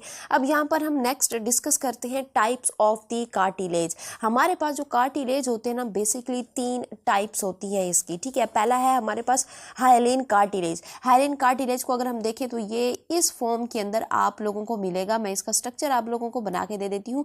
ये ऐसे आप लोगों को जो है वो मिलेगा। और इसको अगर हम देखें तो ये किस चीज़ का बना होता है, ठीक है ना, ये बना होता है हमारे पास किस चीज़ का, कोलेजन, ठीक है।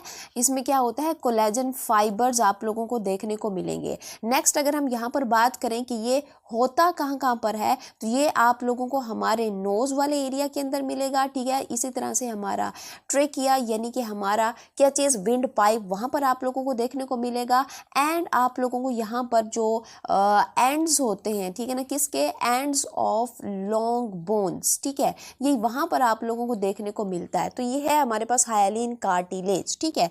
अब नेक्स्ट हमारे पास होता है फिब्रो कार्टिलेज।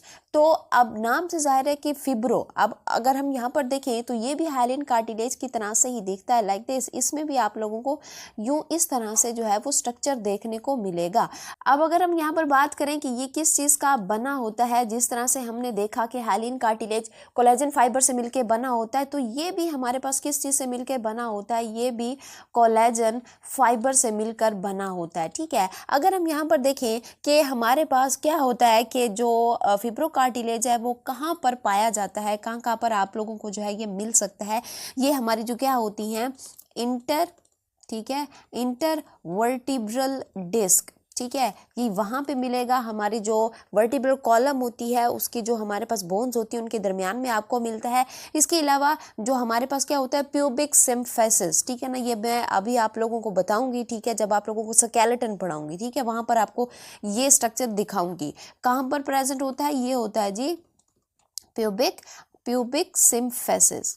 ठीक है, सिम्फेसिस के अंदर आप लोगों को दिखता है। और यहाँ पर आप लोगों को कहाँ पे दिखेगा, नी ज्वाइंट पर आप लोगों को ये मिलेगा। समझ आ गई। नेक्स्ट हमारे पास होता है इलास्टिक कार्टिलेज। इलास्टिक जो है वो किस चीज़ से मिलके बना होता है, ये बना होता है, जैसे कि नाम से जाहिर है, हमारे पास एक प्रोटीन होती है जिसको हम क्या कहते हैं, इलास्टिक। ठीक है ना, तो इसमें क्या होंगे, इसमें होंगे जी इलास्टिक फाइबर होंगे। और ये आप लोगों को कहाँ पे मिलता है, ये मिलता है जी आप लोगों को जो हमारा क्या होता है, एक्सटर्नल एयर होता है। ठीक है, ठीक है, एक्सटर्नल एयर होता है। और यहाँ पर आप लोगों को मिलेगा किस चीज़ के अंदर, एपिग्लोटिस।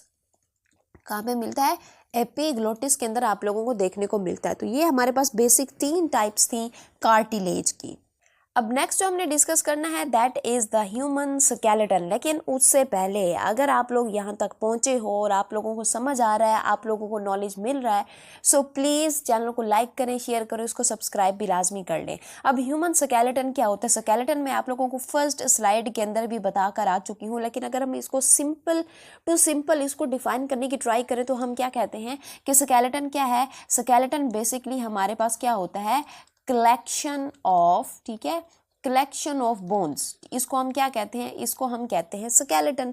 ठीक है, अब अगर हम यहाँ पर देखें कि जो हमारा ह्यूमन स्केलेटन होता है, ठीक है, ह्यूमन स्केलेटन हमारा किस तरह का है, ये हमारा है जी एंडोस्केलेटन। ठीक है, ये कौन सा स्केलेटन होता है, एंडोस्केलेटन होता है, यानी कि ये जो स्केलेटन है आपको अपनी बॉडीज के अंदर ही दिखेगा। अगर हम बात करते हैं कि हमारा जो स्केलेटन है उसके अंदर कितनी बोन होती हैं, अगर हम बात करते हैं किस चीज़ की, अडल्ट की बात करते हैं, तो अडल्ट के अंदर आप लोगों को कितनी बोन्स दिखाई देती हैं, 206 बोन्स आप लोगों को यहाँ पर दिखाई देती हैं। लेकिन अगर हम बात करें किस चीज़ की, इन अ चाइल्ड, तो वहाँ पर आप लोगों को कितनी बोन्स देखने को मिलती हैं, 306 बोन्स आप लोगों को देखने को मिलती हैं। बाद में ये बोन जो है ये ज्वाइन अप हो जाती हैं, जैसे कि हमारे पास वर्टिब्रल कॉलम है, ठीक है, और इसी तरह से जो हमारी हिप बोन होती हैं इसके अंदर आप लोगों को एक्स्ट्रा बोन्स देखने को मिलती हैं। बाद में ये बोन जो होती हैं एक दूसरे के साथ क्या हो जाती हैं, फ्यूज हो जाती है। अब हम यहाँ पर बात कर लेती हैं इनकी डिवीजन की। ठीक है, कि हमने जो हमारा जो स्केलेटन है उसको किस तरह से जो है वो डिवाइड किया हुआ है। हमने इसको मेजरली 2 पार्ट्स के अंदर डिवाइड किया हुआ है। एक हमारे पास जो पार्ट होता है उसको हम क्या कहते हैं, उसको हम कहते हैं एक्सियल स्केलेटन। अब अगर हम यहाँ पर एक्सियल स्केलेटन को देखें तो एक्सियल स्केलेटन में जो टोटल बोन होती हैं वो कितनी होती हैं, 80 बोन्स आप लोगों को यहाँ इस एक्सियल स्केलेटन के अंदर देखने को मिलती हैं। अब अगर हम एक्सियल स्केलेटन की बात करें तो एक्सियल स्केलेटन क्या होता है कि वो हमारा स्केलेटन जो हमारी मिड लाइन को डिफाइन करता है। ये जो आप डायग्राम देख रहे हो, इस डायग्राम के अंदर देखिए कि आप लोगों को ये जो ब्लू कलर के अंदर ये जो स्केलेटन दिखाई दे रहा है, यहाँ पे हमारे हेड से लेकर हमारा वर्टिब्रल कॉलम और यहाँ पर आपको साथ में क्या दिखाई दे रही है, ये रिब्स दिखाई दे रही हैं। तो ये सारे का सारा हमारा क्या है, ये एक्सियल स्केलेटन है जो हमारा क्या बना रहा है, हमारा मिड लाइन बना रहा है। समझ आ गया। अब अगर हम एक्सियल स्केलेटन की बात करें तो एक्सियल स्केलेटन का काम क्या होता है कि अगर यहाँ पर इसके काम की बात करें तो इसका काम होता है सपोर्ट प्रोवाइड करना। ठीक है, ये क्या प्रोवाइड करता है, सपोर्ट प्रोवाइड करता है। और ये क्या प्रोवाइड करता है, प्रोटेक्शन प्रोवाइड करता है। अगर हम यहाँ पर रिब्स को देखें ना तो हमारे रिब्स के अंदर हमारा हार्ट आता है, हमारा लंग्स आता है, ठीक है ना। इसी तरह से जो हमारी लास्ट 2 बोन्स होती हैं वो हमारे किडनीज के ऊपर आई होती है। तो हम कह सकते हैं कि ये क्या प्रोवाइड करता है, प्रोटेक्शन प्रोवाइड करता है हमारे इंटरनल ऑर्गन्स को। इसी तरह से अगर हम बात करें कि इस एक्सियल स्केलेटन के अंदर हमारे स्केलेटन के कौन कौन से पोर्शन इंक्लूड होते हैं, तो इसके अंदर हमारे हमारे पास स्कल आता है, इसी तरह से हमारे पास क्या आती है, रिब्स आती हैं, और हमारे पास जो हमारी स्पाइनल कॉर्ड है वो आती है, और हमारा जो स्टर्नम है, ठीक है ना, ये इंक्लूड है हमारे एक्सोस्केलेटन के अंदर। ठीक है, अब यहाँ पर हमारे पास जो दूसरा पोर्शन होता है हमारे स्केलेटन का, दैट इज द अपेंडिक्यूलर स्केलेटन। क्या होता है जी, अपेंडिक्यूलर स्केलेटन। ठीक है, अब अगर यहाँ पर अपेंडिकुलर स्केलेटन की बात करें तो अपेंडिकुलर स्केलेटन में आप लोगों को टोटल कितनी बोन्स दिखाई देती हैं, 1 2 6 बोन्स आप लोगों को यहाँ पर जो है वो दिखाई देती हैं। अब अपेंडिकुलर स्केलेटन क्या होता है कि देखो, अगर हम एक्सियल स्केलेटन के साथ, ये जो आप लोग ये पिंक कलर के अंदर देख रहे हो कि जो हमारा एक्सियल स्केलेटन है, इसके साथ आप लोगों को जो बोन्स बाहर को निकली हुई दिखाई दे रही है, बेसिकली इसको हम क्या कहते हैं, अपेंडिकुलर स्केलेटन कहते हैं।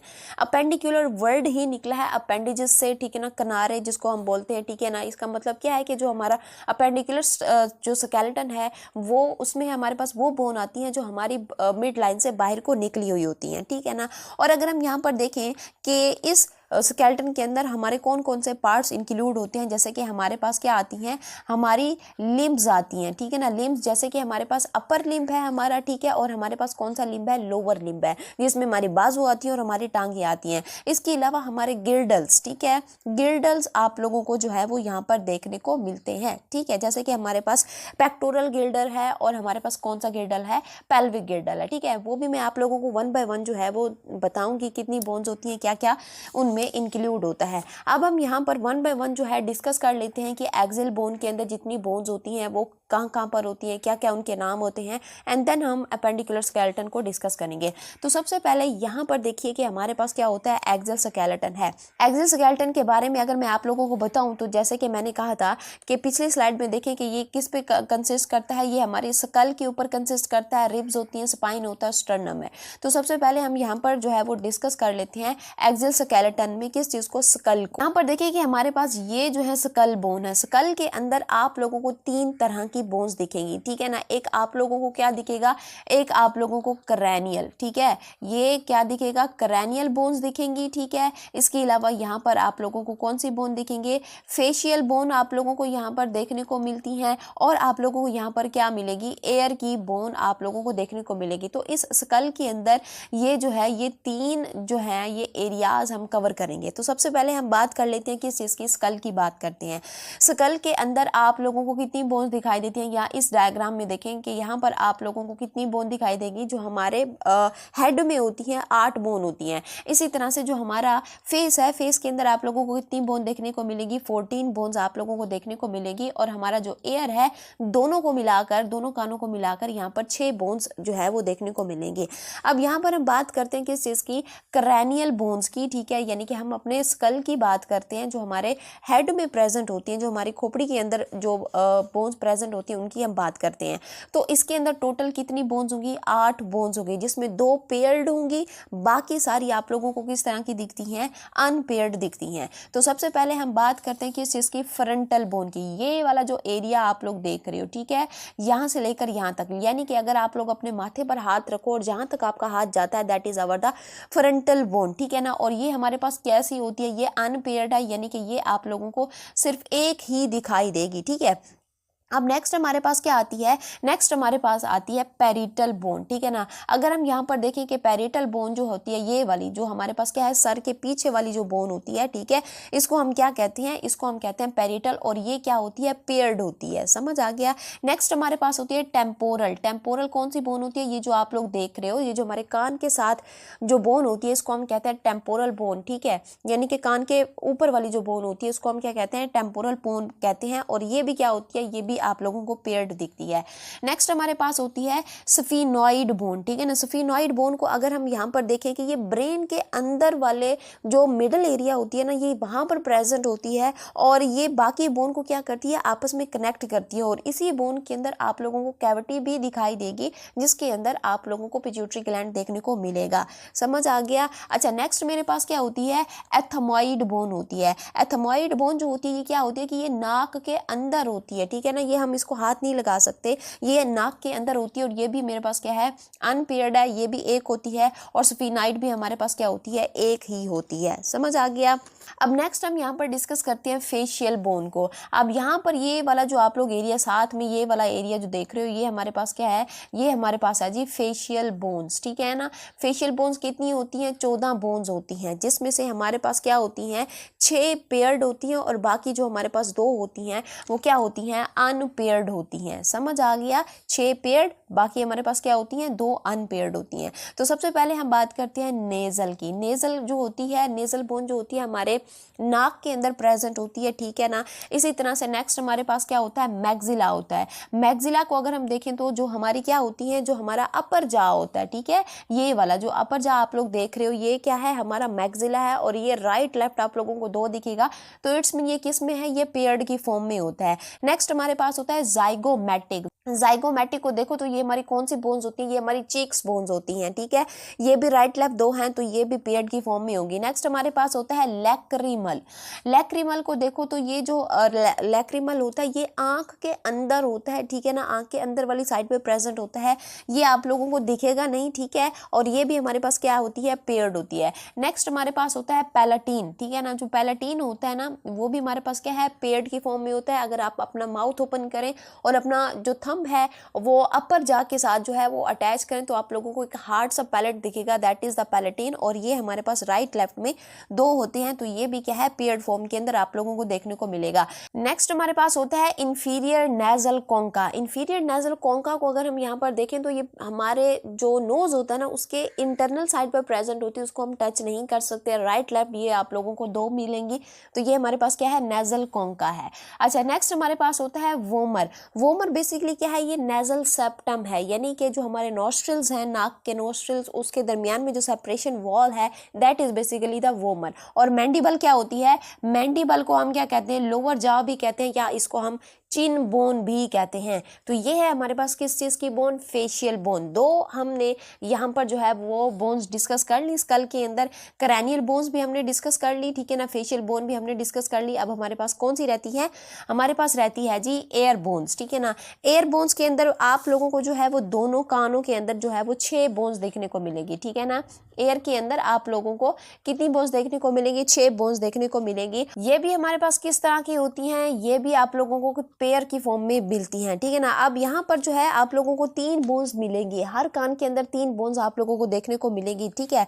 अब जैसे कि हमारे पास ये वाला जो आप लोग पोर्शन देख रहे हो, ठीक है ना, दैट इज ये वाला जो आप लोग पोर्शन देख रहे हो ये हमारे पास क्या है, ये है जी मालियस, ठीक है, इसको हम क्या कहते हैं मालियस कहते हैं। फिर हमारे पास ये क्या है, ये है हमारे पास इनकस, ठीक है, ये इनकस है। और ये जो आप लोग यहाँ पर ये वाली जो 2 बोन्स देख रहे हो, ठीक है, इसको हम क्या कहते हैं, इसको हम कहते हैं स्टेपिस, ठीक है, इसको हम क्या बोलते हैं स्टेपिस बोलते हैं। अब यहाँ पर अगर हम इन तीनों बोन्स को जो है वो साथ में इंक्लूड करें, हमारे पास क्या है मालियस है, इनकस है और हमारे पास स्टेपिस है, इन तीनों को अगर हम कलेक्टिवली देखें तो इसको हम क्या कहते हैं, इसको हम कहते हैं ऑसिकल्स, ठीक है। तो ये राइट लेफ्ट हमारे पास कितनी होती हैं, 6 बोन्स होती हैं। नेक्स्ट अगर हम यहाँ पर बात करते हैं हमारे किस चीज़ की, नेक बोन की, ठीक है, हमारे पास नेक के अंदर भी यहाँ पर क्या होती है बोन होती है और ये बोन हमारे पूरे स्केलेटन में सिर्फ एक ही होती है, ठीक है, जिसका हमारे पास नाम क्या है, जिसका हमारे पास नाम है हाइओइड बोन, ठीक है। ये आपको सिर्फ नेक के अंदर मिलेगी, ठीक है, और ये सिर्फ एक ही बोन होती है, ठीक है ना। और ये कहाँ पर आपको मिलती है, ये मिलती है जी बेस ऑफ स्कल, ठीक है, हमारा जो स्कल होता है उसके बेस के ऊपर आप लोगों को यहाँ पर देखने को मिलती है, ठीक है। अब नेक्स्ट हमने यहाँ पर जो बात करनी है that is the vertebral column, हमारा जो रीढ़ की हड्डी है, ठीक है ना।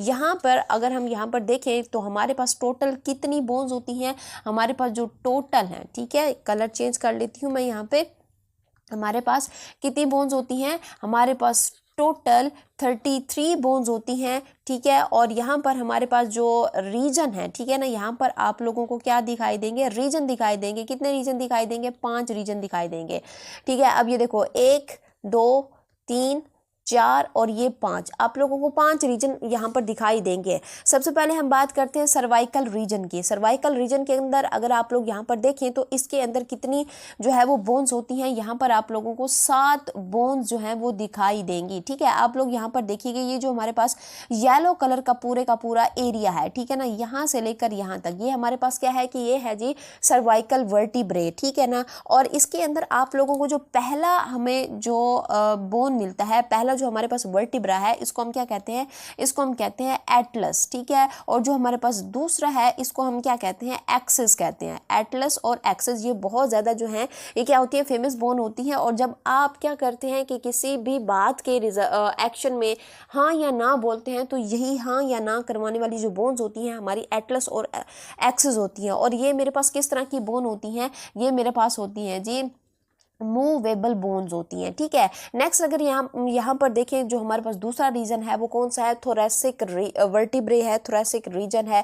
इसके अंदर आप लोगों को कितनी बोन्स दिखाई देंगी, आप लोगों को यहाँ पर जो है वो 12 बोन्स दिखाई देंगी, ठीक है। अब ये जो आप लोग पिंकिश कलर जो देख रहे हो, ठीक है ना, इसके अंदर आप लोगों को कितनी बोन्स दिखाई देंगी, जो है 12 बोन्स दिखाई देंगी। और यहाँ पर ये किस चीज़ को कवर कर रही होती हैं, जो हमारा रिब होते हैं, रिब्स को जो है ये कवर कर रही होती हैं। और ये भी आप लोगों को किस तरह की देखने को मिलेगी, ये भी हमें किस तरह मिलेगी, मूवेबल है, ठीक है ना, ये मूवेबल है, मूव कर सकती है। नेक्स्ट हमारे पास तीसरा जो रीजन आता है that is the lumbar region. Lumbar region को अगर हम देखें तो ये हमारा जो वर्टिब्रल कॉलम होता है ना, ये उसकी सबसे जो है वो बड़ी हड्डियां होती हैं और ये स्ट्रेस को बर्दाश्त करती हैं, ठीक है। और इसके अंदर आप लोगों को कितनी बोन्स दिखाई देंगी, इसके अंदर आप लोगों को 5 बोन्स जो हैं वो दिखाई देंगी। ये जो आप लोग ब्लू कलर का एरिया देख रहे हो, ठीक है, ये सारे का सारा हमारे पास क्या है, ये लंबर रीजन होता है, ठीक है ना। और ये भी हमारे पास किस तरह की होती हैं, ये भी मूवेबल होती है। नेक्स्ट हमारे पास आता है सैक्रम। सैक्रम को अगर हम देखें तो इसके अंदर भी आप लोगों को कितनी बोन्स दिखाई देंगी, 5 बोन्स आप लोगों को यहाँ पर दिखाई देंगी। ये हमारे पास जो बोन्स होती है ना, ठीक है ना, जो सैक्रम होते हैं ये क्या होती हैं, मूवेबल बोन्स होती हैं, राइट। अगर हम यहाँ पर बात करें कि ये कहाँ पर होती हैं, आप लोगों को हमारा जो पेल्विस है ये वहाँ पर देखने को मिलती है। नेक्स्ट हमारे पास आता है कॉसेक्स या फिर हम इसको कहते हैं कॉक्सीजियल बोन्स, ठीक है ना। इसके अंदर कितनी बोन्स होती हैं, 4 बोन्स होती हैं, ठीक है ना। ये जो आप लोग किस कलर में देख रहे हो, ब्राउनिश, सॉरी ये जो आप लोग ग्रीन कलर में देख रहे हो, सैक्रम हमारे पास क्या है, ये ब्राउनिश एरिया जो आप लोग देख रहे हो। और ये जो हमारे पास कॉक्सीजियल है, ये जो आपको लास्ट में ये छोटी सी एक टेल दिखाई दे रही है, बेसिकली हमारे पास क्या है, ये कॉक्सीजियल है, ये लास्ट पोर्शन होता है हमारे पास वर्टिब्रल कॉलम का। इसके अंदर आप लोगों को 4 बोन्स मिलेंगे। अब बेसिकली हमारे पास ये जो क्या होता है, सैक्रम होता है, ये कॉक्सीजियल होता है, इसको हम क्या बोलते हैं, इसको हम हिप बोन्स भी कहते हैं, ठीक है। ये मेरे पास था वर्टिब्रल कॉलम। अब नेक्स्ट हम यहाँ पर डिस्कस करते हैं किस चीज़ को, स्टर्नम को डिस्कस करते हैं। आप इस डायग्राम के अंदर देखिए कि ये जो आप लोगों को रेड पोर्शन जो हाईलाइटेड मिल रहा है, ठीक है, ये वाला जो पोर्शन, ठीक है, इस सारे को हम क्या कहते हैं, इस सारे को जो है हम स्टर्नम कहते हैं। डायग्राम के अंदर आप लोगों को यहाँ पर जो है वो क्लियरली दिख रहा होगा कि हमारे पास ये क्या है, स्टर्नम है। अगर स्टर्नम को देखें तो ये क्या होती है, ये हमारी कि क्या बोलते हैं हम इसको बोलते हैं चेस्ट बोन, ठीक है। और ये किस शेप की है, ये आप लोग अगर देखो तो ये हमारे पास कैसी है, ये है जी फ्लैट आप लोगों को दिख रही है। इसकी जो शेप होती है किस तरह की होती है, डैगर शेप होती है, ठीक है। किस शेप में मिलती है आप लोगों को, डैगर शेप के अंदर मिलती है। और ये क्या बनाती है, ये बनाती है जी रिब केज, ठीक है, ये क्या करती है, रिब केज बनाती है। इसके अलावा अगर हम यहाँ पर इसकी लोकेशन की बात करें तो लोकेशन यहाँ पर अगर आप लोग देखो कि ये क्या है कि वेंट्रल थोरेसिक वाल में प्रेजेंट होती है, यानी कि ये कहाँ पर है, वेंट्रल थोरेसिक वॉल में आप लोगों को यहाँ पर मिलती है। यानी कि ये हमें हमारी जो थोरेसिक पोर्शन है, ठीक है ना, जो हमारा चेस्ट एरिया है उसमें आप लोगों को आगे की तरफ ये मिलती है। अगर हम बात करें इसकी किस चीज़ की, लेंथ की बात करें तो इसकी लेंथ जो होती है कितनी होती है, 15 सेंटीमीटर इसकी लेंथ होती है। नेक्स्ट अगर हम यहाँ पर बात करें तो इसके अंदर आप लोगों को क्या दिखेंगे, 3 पार्ट्स आप लोगों को यहाँ पर दिखेंगे, ठीक है ना। मैं यहाँ पर थोड़ा सा बना के दिखा देती हूँ सेपरेटली।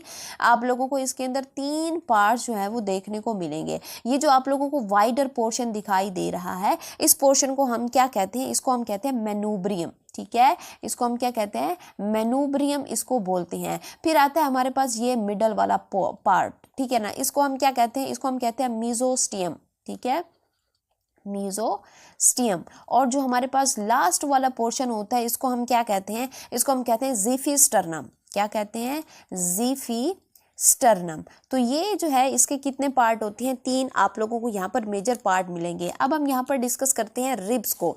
रिब्स को अगर हम देखें तो ये हमारे पास क्या बना रही होती हैं, ये एक केज बना रही हैं। आप लोगों ने यहाँ पर देखा कि ये क्या बना रही हैं, ये हमारा जो है वो क्या बनाती हैं, रिब केज जो है ये यहाँ पर बनाती हैं। अब अगर यहाँ पर देखें तो हमारे पास जो रिब होती हैं, ठीक है ना, ये रिब्स जब स्टर्नम के साथ जुड़ती है तो वहाँ पर आप लोगों को क्या दिखता है, कार्टिलेज दिखता है। ये देखिए ये हमारे पास ब्राउन कलर की क्या है, ये है रिब। और यहाँ पर आप लोगों को जो किस फॉर्म में दिख रहा है, ये सिल्वर कलर में आप लोगों को जो है वो दिख रहा है, ये बेसिकली हमारा क्या है, कार्टिलेज है। और इस कार्टिलेज को जो है वो हम क्या कहते हैं, इसको हम कहते हैं कोस्टल, ठीक है, इसको हम क्या कहते हैं, कोस्टल कार्टिलेज। ठीक है, तो रिब्स जो होती हैं वो डायरेक्टली हमारे स्टर्नम के साथ अटैच नहीं होती, यहाँ पर दरमियान में कार्टिलेज होता है जिसको हम क्या कहते हैं, कोस्टल कार्टिलेज कहते हैं। अगर यहाँ पर हम रिब्स को देखें तो रिब्स जो होती है ना वो 2 जगहों से जो है वो अटैच होती हैं।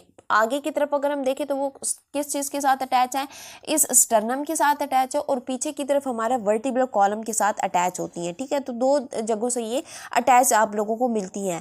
अगर हम यहाँ पर इसकी शेप देखें, ठीक है ना, तो इसकी जो शेप होती है आप लोग यहाँ पर देख रहे हो कि इसकी शेप जो है वो यूँ इस तरह से आप लोगों को दिख रही है, लाइक अ हॉकी। ठीक है ना, और यहाँ पर क्या होते हैं कि इस रिब्स के अंदर आप लोगों को कितने पेयर्स मिलते हैं, 12 आप लोगों को यहाँ पर पेयर मिलते हैं, जो कि डिवाइडेड होती हैं 3 पोर्शंस के अंदर। ठीक है ना, एक हमारे पास क्या होता है, ट्रू रिब होता है, दूसरा फॉल्स रिब होता है, और तीसरा हमारे पास क्या होता है, फ्लोटिंग रिब्स होते हैं।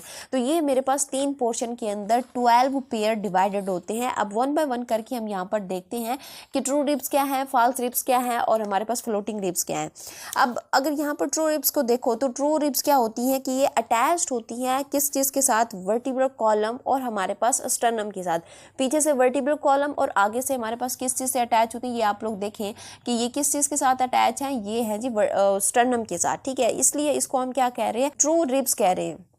और इसके अंदर हमारे पास कितनी रिब्स आती हैं, 7 रिब्स आप लोगों को मिलती हैं। ये नंबर्स भी आप लोग देख लें कि यहाँ पर लिखे हुए हैं ब्राउन कलर के अंदर, तो यहाँ पर 7 रिब्स जो होती हैं वो हमारी ट्रू रिब्स होती हैं। फिर बाद में आता है हमारे पास कौन सा रिब्स, फॉल्स रिब्स होते हैं। फॉल्स रिब्स को अगर हम यहाँ पर देखें तो ये डॉर्सली कनेक्टेड होते हैं हमारे वर्टिब्रल कॉलम के साथ। ठीक है ना, इसके अंदर आप लोगों को 8th, 9th और 10th ये 3 जो रिब्स हैं आप लोगों को यहाँ पर देखने को मिलेंगी। ये वर्टिब्रल कॉलम के साथ पीछे से अटैच है। यहाँ पर आप लोग देखो, ये यहाँ से जो है पीछे से वर्टिब्रल कॉलम के साथ तो अटैच है, लेकिन आगे से आप लोगों को स्टर्नम के साथ अटैच नहीं मिलेगी। दैट्स वाई हम इसको क्या कह रहे हैं कि ये फॉल्स रिब्स हैं। नेक्स्ट हमारे पास आता है कौन सी रिब्स, फ्लोटिंग रिब्स आता है। फ्लोटिंग रिब्स के अंदर आप लोगों को क्या मिलेगा, लास्ट 2 रिब्स जो हैं ये इस फ्लोटिंग रिब्स के अंदर आप लोगों को देखने को मिलेगी। ये जो आप लोग देख रहे हो, ठीक है ना, ये जो आप लोग देख रहे हो, इसके अंदर अगर आप लोग यहाँ पर देखें तो ये क्या है कि ये पीछे से अटैच्ड है किस चीज़ के साथ, यहाँ पर देखें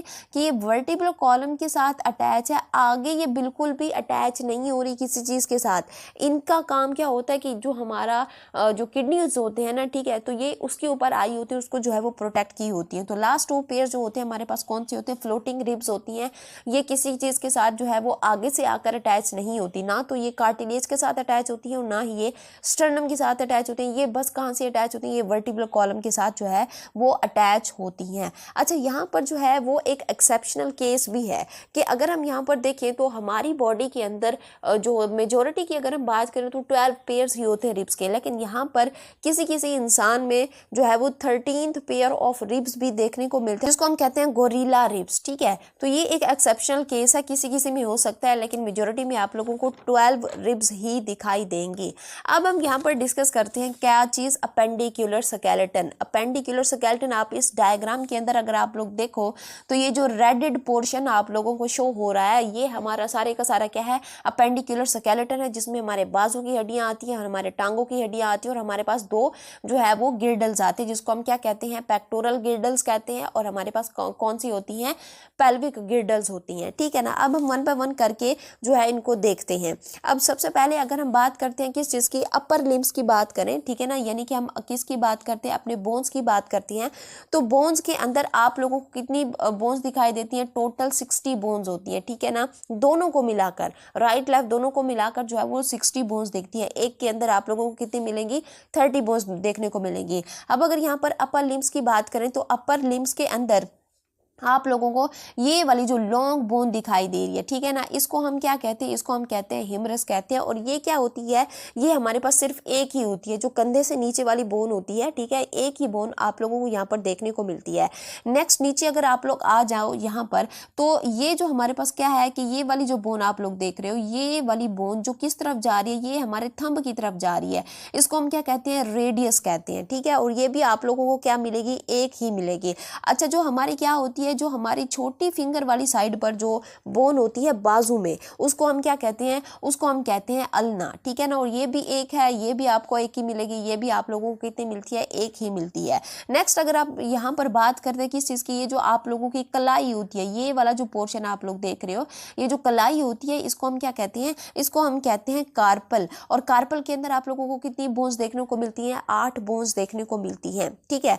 अब यहाँ पर देखो, कार्पल के आगे ये जो इस तरह की लॉन्ग बोन्स आप लोगों को दिख रही हैं, ठीक है ना, ये जो लॉन्ग बोन्स होती है, इसको हम क्या कहते हैं, मेटाकार्पल्स कहते हैं। और इसके अंदर आप लोगों को कितनी बोन्स दिखाई देंगी, आप लोगों को 5 बोन्स दिखाई देती हैं। और फिर आ जाते हैं हमारे पास हमारा जो अपर लिम्ब है उसके लास्ट पोर्शन पर, जिसको हम क्या कहते हैं, फ्लेंजेस कहते हैं, यानी कि जो हमारी उंगलियां हैं और हमारा क्या है, थंब है। इसके अंदर अगर हम देखें तो कितनी बोन्स होती हैं, यहाँ पर आप लोगों को 14 बोन्स देखने को मिलती हैं। हर फिंगर के अंदर आप लोगों को 3 बोन्स दिखेंगी, और जो हमारा थंब है उसके अंदर आप लोगों को कितनी बोन्स देखने को मिलेगी, आप लोगों को जो है वो 2 बोन्स देखने को मिलेंगी, ठीक है। अब हम यहाँ पर बात कर लेते हैं किस चीज़ की, पेक्टोरल गिर्डल की, ठीक है ना। अब पेक्टोरल गिर्डल क्या होता है, यहाँ इस डायग्राम के अंदर देखो, ये वाली जो आप लोग डायग्राम देख रहे हो, पेक्टोरल गिर्डल क्या होता है, बेसिकली हमारी जो क्या होती है, हमारी जो अपर लिम्ब होती है, हमारी जो बाजू होती हैं, हमारी बाजू को हमारे एक्सल स्केलेटन से जो अटैच करवाने वाला स्ट्रक्चर है,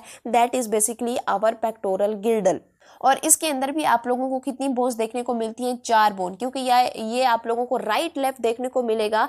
तो हर पेक्टोरल गिर्डल के अंदर 2 बोन्स होंगी, और टोटल हमारे पास कितनी होगी, 4 बोन्स होंगी। अब ये जो आप लोग अपनी क्या कहते हो, ये वाली जो बोन है, जिसको हम क्या कहते हैं, लड़कियां इसको क्या कहती हैं, ब्यूटी बोन्स भी कहती हैं, ठीक है। तो ये इसका नाम क्या है, हमारे पास क्लेविकल है। और जो हमारे क्या होती है कि पीछे की तरफ जो हड्डी प्रेजेंट होती है, ठीक है ना, अगर हम इसको हाथ लगाएं तो इसको टच भी कर सकते हैं। बेसिकली ये क्या है, स्कैपुला है। तो ये राइट लेफ्ट दोनों तरफ ये प्रेजेंट होती है, इसलिए ये हमारे पास क्या है कि ये 4 बोन्स होती हैं, जो कि हमारे अपर लिम्ब को हमारे एक्सल स्केलेटन के साथ क्या करवा रही होती हैं, अटैच करवा रही होती हैं, ठीक है। अब नेक्स्ट हम यहाँ पर डिस्कस करते हैं लोअर लिम्ब। लोअर लिम्ब देखो तो लोअर लिम्ब क्या है, हमारे पास लेग बोन्स होती हैं। अब अगर आप यहाँ पर लेग्स बोन के अंदर देखो तो हमारे पास क्या है कि लेग बोन के अंदर भी आप लोगों को कितनी बोन्स दिखाई देंगी, 60 बोन्स दिखाई देंगी। हर बाजू के अंदर आप लोगों को 30 जिस तरह से दिखाई दी थी, यहाँ पर भी आप लोगों को हर टांग के अंदर कितनी दिखाई देंगी, 30 दिखाई देंगी, ठीक है ना। अब यहाँ पर बात करते हैं कि हमारे पास ये किस किस बोन के पार्ट का जो है वो पोर्शन होती है। जैसे कि हम बात करते हैं, हमारे पास फुट हो गया, नी हो गया, शैंक हो गया, या जिसको हम क्या कहते हैं, काफ बोन कहते हैं, या फिर हमारी थाई होगी। तो ये सारी की सारी बोन्स हमारे किस में आती हैं, हमारी लोअर लिम्ब के अंदर आती हैं। अब आप लोग यहाँ पर देखो कि ये जो आप लोगों को बोन दिखाई दे रही है, सबसे बड़ी वाली बोन दिखाई दे रही है, ठीक है ना, इसको हम क्या कहते हैं, फीमर कहते हैं। ये आप लोगों को क्या है, अनपेयर मिलती है, राइट लेफ्ट आप लोगों को एक एक मिलेगी, ठीक है। नेक्स्ट हमारे पास क्या होता है, ये जो आप लोग देख रहे हो, इसको हम क्या कहते हैं, पैटिला कहते हैं। बेसिकली ये हमारा क्या होता है, नी कैप होता है। जो हमारा नी होता है उसके ऊपर आप लोगों को कैप लाइक स्ट्रक्चर मिलेगा, इसको हम क्या कहते हैं, पैटिला कहते हैं। फिर हमारे पास क्या आता है, टिबिया। ये जो अंदर वाली साइड होती है, ठीक है ना, अंदर वाली साइड पर जो क्या बना रही होती है, जो शिन बना रही होती है, ठीक है ना, इसको हम क्या कहते हैं, टिबिया कहते हैं। ये भी आप लोगों को क्या मिलेगी, एक ही मिलेगी। ये भी आप लोगों को क्या मिलेगी, एक ही मिलेगी। फिर आते हैं हमारे पास क्या चीज़, ये जो आप लोग ये वाली जो छोटे वाली बोन आप लोग देख रहे हो, दैट इज बेसिकली क्या है, ये जो है फिब्यूला है, ठीक है, समझ आ गई। ये भी क्या है कि जो ऊपर वाली बोन होती है, इसको हम फिब्यूला कहते हैं। फिब्यूला के बाद आप लोगों को यहाँ पर क्या दिखाई दे रहे हैं, टार्सल्स दिखाई दे रहे हैं। टार्सल्स बेसिकली क्या क्या होते हैं, जो हमारा एंकल होता है, ठीक है, जो हमारा क्या होता है, एंकल बोन होता है, यहाँ पर आप लोगों को जो बोन्स दिखाई देंगे इसको हम टार्सल्स कहते हैं। और इसके अंदर कितनी बोन्स होगी, बेसिकली यहाँ पर आप लोगों को 7 बोन्स देखने को मिलेंगी, ठीक है। फिर हमारे पास क्या आता है, एंकल के बाद जो लंबी बोन्स होती हैं, ठीक है ना, यूं इस तरह से जो हमारे फिंगर्स को आई होती हैं, उसको हम क्या कहते हैं, उसको हम कहते हैं मेटाटार्सल, ठीक है। ये क्या होती है, मेटाटार्सल्स होती हैं। और इसके अंदर कितनी बोन्स होती हैं, 5 बोन्स आप लोगों को देखने को मिलती हैं। और फिर आता है हमारे पास क्या चीज़, फ्लेंजेस। फ्लेंजेस के अंदर आप लोगों को कितनी बोन्स देखने को मिलेगी, 14 बोन्स आप लोगों को देखने को मिलेगी। हर फिंगर के अंदर 3 और हर थंब के अंदर आप लोगों को कितनी बोन्स देखने को मिलेगी, आप लोगों को 2 जो है वो बोन्स देखने को मिलेगी। तो ये है हमारे पास क्या चीज़, हमारा लोअर लिम्ब। समझ आ गया। अच्छा, अब यहाँ पर हम बात करते हैं किस चीज़ की, हम बात करते हैं पेल्विक गिर्डल की। तो इसके अंदर आप लोगों को जो है वो कितनी बोन्स दिखाई देंगी, आप लोगों को यहाँ पर जो है वो देखिए 3 बोन्स दिखाई देगी। ये वाला हमारे पास जो पोर्शन देख रहे हो आपको, ठीक है ना, ये मेरे पास क्या है, ये इलियम है।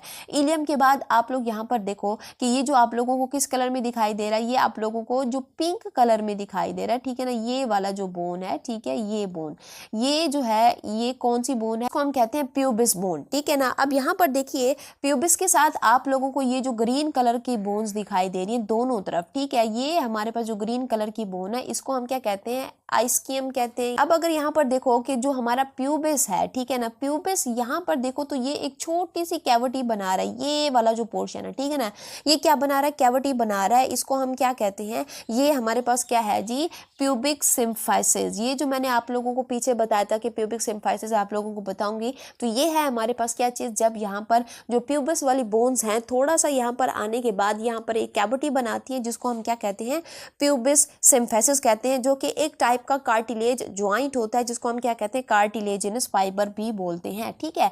तो ये था हमारे पास क्या चीज़, अपेंडिक्यूलर स्केलेटन, ठीक है, जो कि मैंने आप लोगों को बता दिया 1 बाय 1 करके। अगर आप लोग यहाँ तक पहुँच गए और आप लोगों को समझ आ रही है तो मैं आप लोगों से दोबारा रिक्वेस्ट करूँगी कि प्लीज़ चैनल को लाइक करें, शेयर करें, उसको सब्सक्राइब भी लाजमी करें।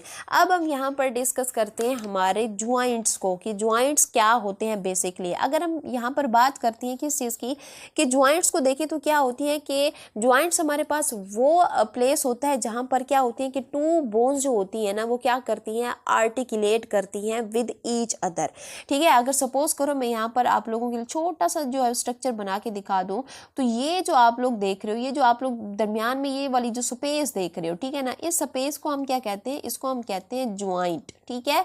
ये क्या होता है, बेसिकली ज्वाइंट होता है। अब ज्वाइंट का हमारे पास अगर हम यहाँ पर फंक्शन देखें, ठीक है, इसका हम यहाँ पर फंक्शन देख लें तो इसका फंक्शन क्या होता है कि ज्वाइंट जो है ये क्या करते हैं कि ये होल्ड करते हैं किस चीज़ को, स्केलेटन को, ठीक है, होल्ड करते हैं स्केलेटन को। अगर यहाँ पर जो है वो आप लोग अगर देखो कि ये ज्वाइंट्स ना होते तो एक बोन दूसरे के साथ किस तरह से अटैच होती, तो इसलिए हम कह सकते हैं कि जो हमारा क्या होता है, ज्वाइंट होते हैं वो क्या करते हैं, स्केलेटन को ज्वाइन करके रखते हैं। इसके अलावा इसका जो दूसरा काम होता है, ये क्या प्रोवाइड करते हैं, मोबिलिटी प्रोवाइड करते हैं, यानी कि ये क्या प्रोवाइड करते हैं, मूवमेंट प्रोवाइड करते हैं हमारे किस चीज़ को, बोन्स को। अब यहाँ पर हम डिस्कस कर लेते हैं क्लासिफिकेशन ऑफ द जॉइंट्स। अगर हम यहाँ पर देखें तो हमारे पास जो जॉइंट्स होते हैं ना उनको हम 2 बेस के ऊपर कैटेगराइज करते हैं, on the base of structure and on the base of the movement. अगर हम यहाँ पर बात करें on the base of structure तो इसके अंदर हमारे पास 3 तरह के जो है वो क्या आते हैं, ज्वाइंट्स आते हैं। जैसे कि हमारे पास कौन सा ज्वाइंट है,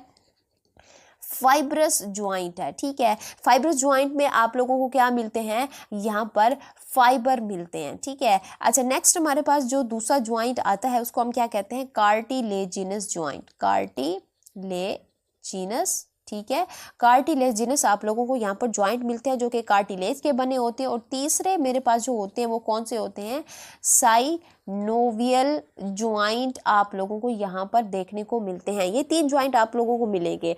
नेक्स्ट हम बात करते हैं on the base of movement. On the base of movement पे आप लोगों को भी 3 तरह के जो ज्वाइंट्स देखने को मिलते हैं। जिस तरह से हमारे पास क्या होता है, साइन आर थ्रोसिस, ठीक है, ये हमारे पास क्या होते हैं, ये इमूवेबल होते हैं, ये मूवमेंट को शो नहीं करते, ठीक है। अब नेक्स्ट हमारे पास जो होते हैं वो होते हैं एम्फी आर्थ्रोसिस, एम्फी आर्थ्रोसिस। अब जो एम्फी आर्थ्रोसिस होते हैं ना ये क्या होते हैं, ये स्लाइटली मूवेबल होते हैं। और नेक्स्ट हमारे पास जो लास्ट है वो क्या है, वो है जी डाया आर्थ्रोसिस। अब ये जो होते हैं ना हमारे पास, ये क्या होते हैं, ये हाईली मूवेबल होते हैं। लेकिन ये जो हमारे पास क्लासिफिकेशन है on the base of movement, ये आपके सिलेबस में नहीं है, लेकिन आपको पता होनी चाहिए कि ये हमारे pass on the base of movement पर ये 3 जो है हमारे पास क्या होते हैं, ज्वाइंट्स होते हैं, सेनार्थ्रोसिस, एम्फियार्थ्रोसिस और डायाआर्थ्रोसिस। अब हम यहाँ पर ज्वाइंट्स को डिस्कस करते हैं on the base of structure detail के साथ। अब यहाँ पर देखिए सबसे पहले हमारे पास क्या आता है, फाइब्रस ज्वाइंट आता है।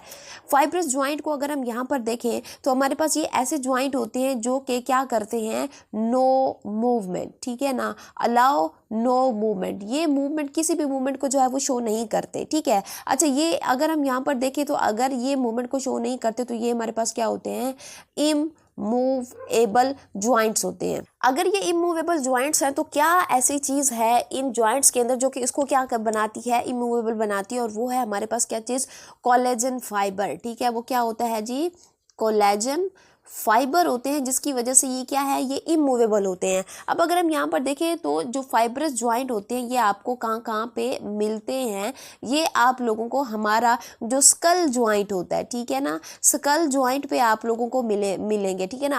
आप लोग अगर गौर करो तो हमारा जो स्कल ज्वाइंट होता है ना, ये हिलते नहीं है, क्योंकि अगर ये हिलते तो बहुत बड़ी प्रॉब्लम हो जाती, ठीक है। और जो हमारे स्कल ज्वाइंट होते हैं इसका एक जो है हमारे पास प्यारा सा एक नाम भी है जिसको हम क्या कहते हैं, सचर ज्वाइंट कहते हैं, ठीक है ना। अब नेक्स्ट हमारे पास ये आप लोगों को कहाँ पर मिलेंगे, ये जो हमारे टूथ सॉकेट होते हैं, ठीक है, ये वहाँ पर आपको मिलेंगे। आप लोगों ने ये भी देखा कि हमारे टूथ के सॉकेट जो होते हैं वो परमानेंट होते हैं, ठीक है, वो हिलते विलते नहीं है। और ये आप लोगों को कहाँ कहाँ पे मिलेंगे, ये आप लोगों को मिलते हैं बिटवीन टीबिया, ठीक है, टीबिया एंड आप लोगों को कहाँ पे मिलते हैं, फिब्यूला, जो हमने कहाँ पर पढ़ी थी, लोअर लिम्ब हमारे पास है, ठीक है ना, यहाँ पर ये टीबिया, ठीक है, ये टीबिया, और कहाँ पे मिलेगा, फिब्यूला के पास आप लोगों को यहाँ पे मिलता है। अब नेक्स्ट हम बात करते हैं कार्टिलेजिनस ज्वाइंट की, ठीक है ना। इसको हम क्या कहते हैं, आल्सो कॉल्ड, ठीक है, इसको हम क्या कहते हैं, आल्सो कॉल्ड इम्परफेक्ट, ठीक है ना, इम्परफेक्ट ज्वाइंट इसको भी हम कहते हैं, ठीक है ना। और ये किस तरह के ज्वाइंट होते हैं, ये स्लाइटली, ठीक है, स्लाइटली मूवेबल ज्वाइंट्स होती हैं, ठीक है, क्योंकि ये कार्टिलेज के बने ज्वाइंट्स होते हैं तो इसमें हमारे पास क्या है कि 2 तरह के जो ज्वाइंट्स होते हैं वो इंक्लूड होते हैं। अब जो हमारी बोन्स होती है ना, वो हमारे पास क्या है कि इस कार्टिलेजिनस ज्वाइंट से 2 तरीकों से जो है वो अटैच हो सकती हैं। पहला हमारे पास क्या तरीका है कि अगर बोन जो है वो अटैच हो किस चीज़ के साथ, हाइलिन कार्टिलेज के साथ, किसके साथ, हाइलिन कार्टिलेज के साथ, तो वो हमारे पास क्या है, कार्टिलेजिनस ज्वाइंट है, जिसकी एग्जांपल में हमारे पास क्या आता है, फर्स्ट रिब ऑफ स्टर्नम, यानी कि स्टर्नम के साथ जो पहली रिब आकर अटैच होगी, ठीक है ना, उसके दरमियान में जो कार्टिलेज होगा बेसिकली हमारे पास क्या होता है, हाइलिन कार्टिलेज होता है।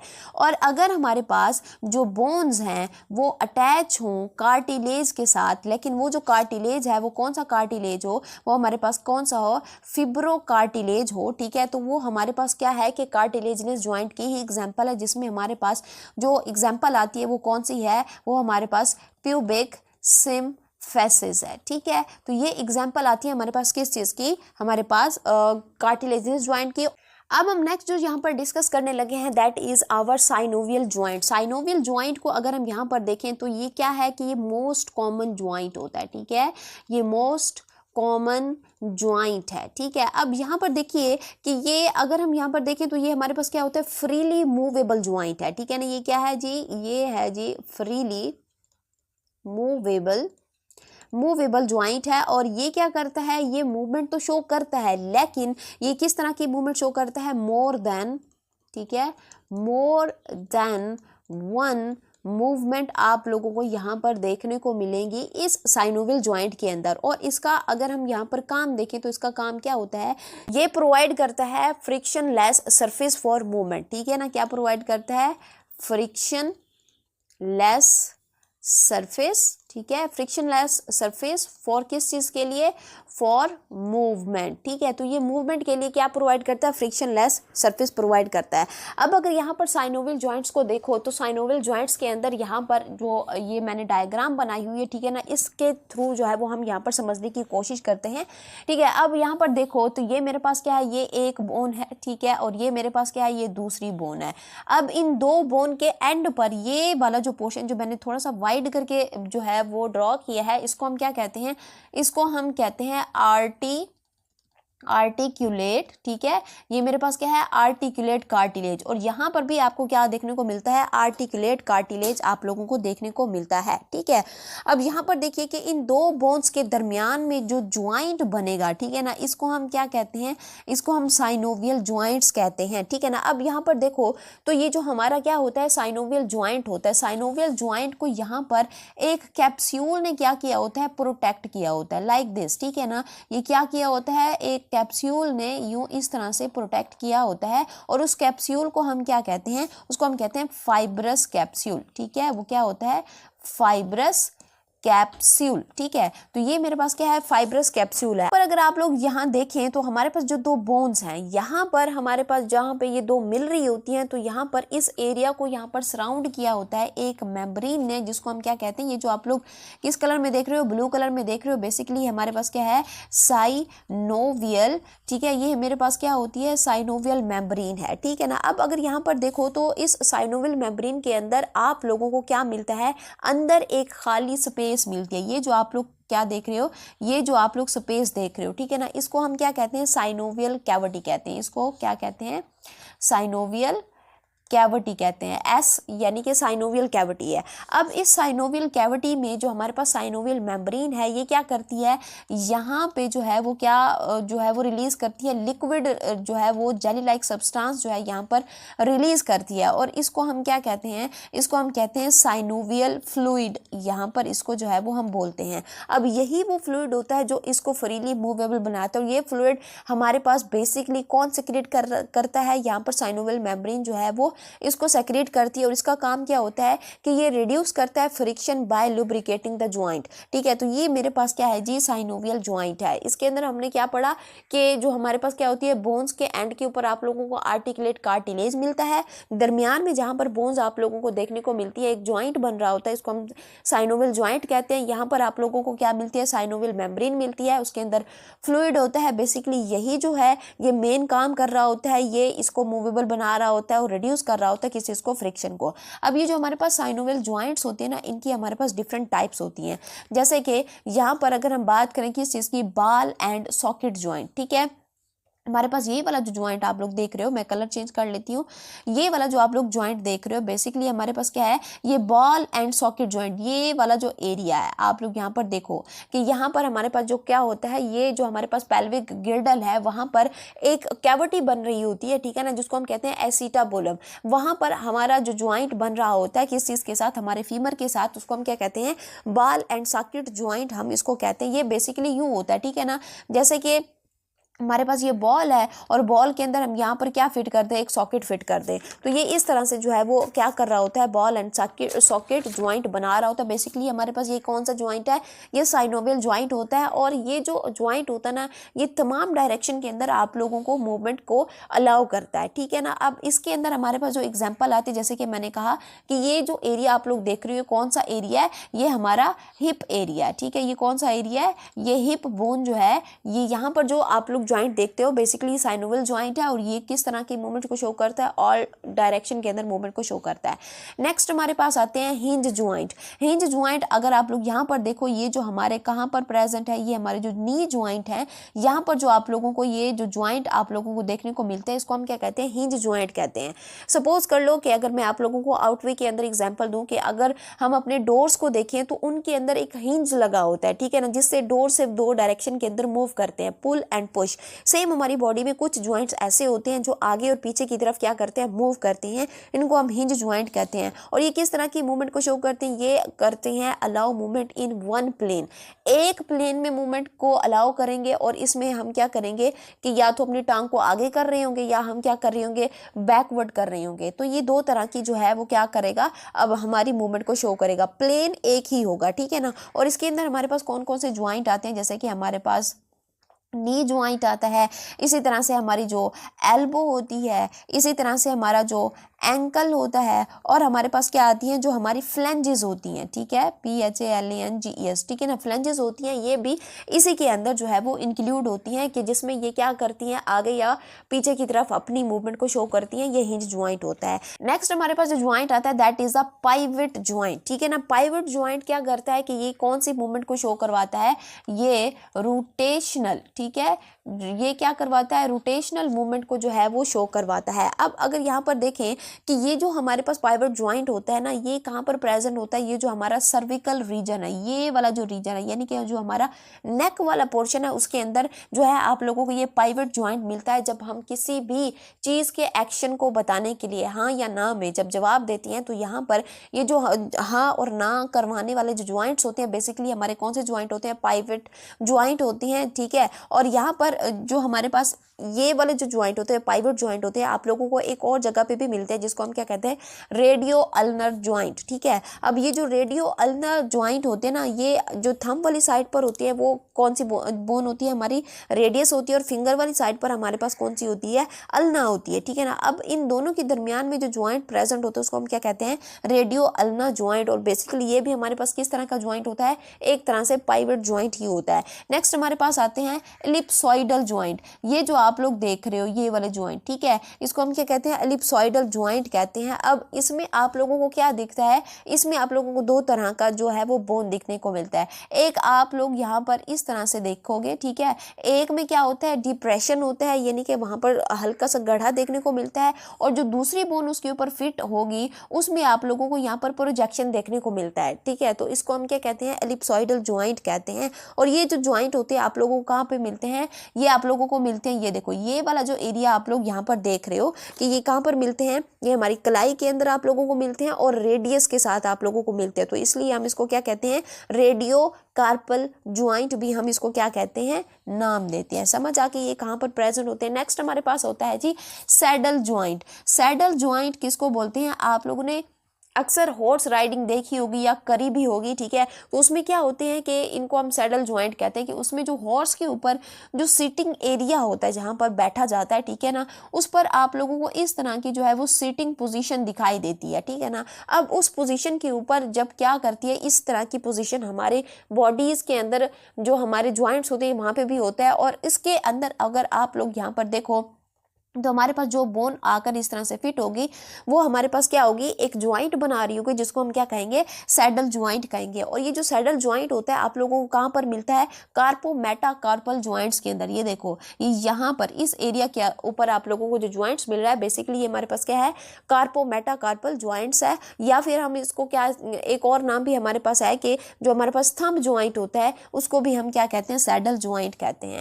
नेक्स्ट हमारे पास जो लास्ट ज्वाइंट आता है that is the cartilaginous joint. अच्छा, इसका दूसरा नाम हमारे पास क्या है, ग्लाइडिंग ज्वाइंट्स होते हैं, ठीक है ना। अब ये ऐसे ज्वाइंट्स होते हैं जो हमारे पास क्या होता है कि जिस पर एक बोन दूसरे के ऊपर क्या कर रही होती है, स्लाइड कर रही होती है। और ये बहुत ज़्यादा सिंपलेस्ट ज्वाइंट होते हैं और ये क्या करते हैं कि allow movement in one direction.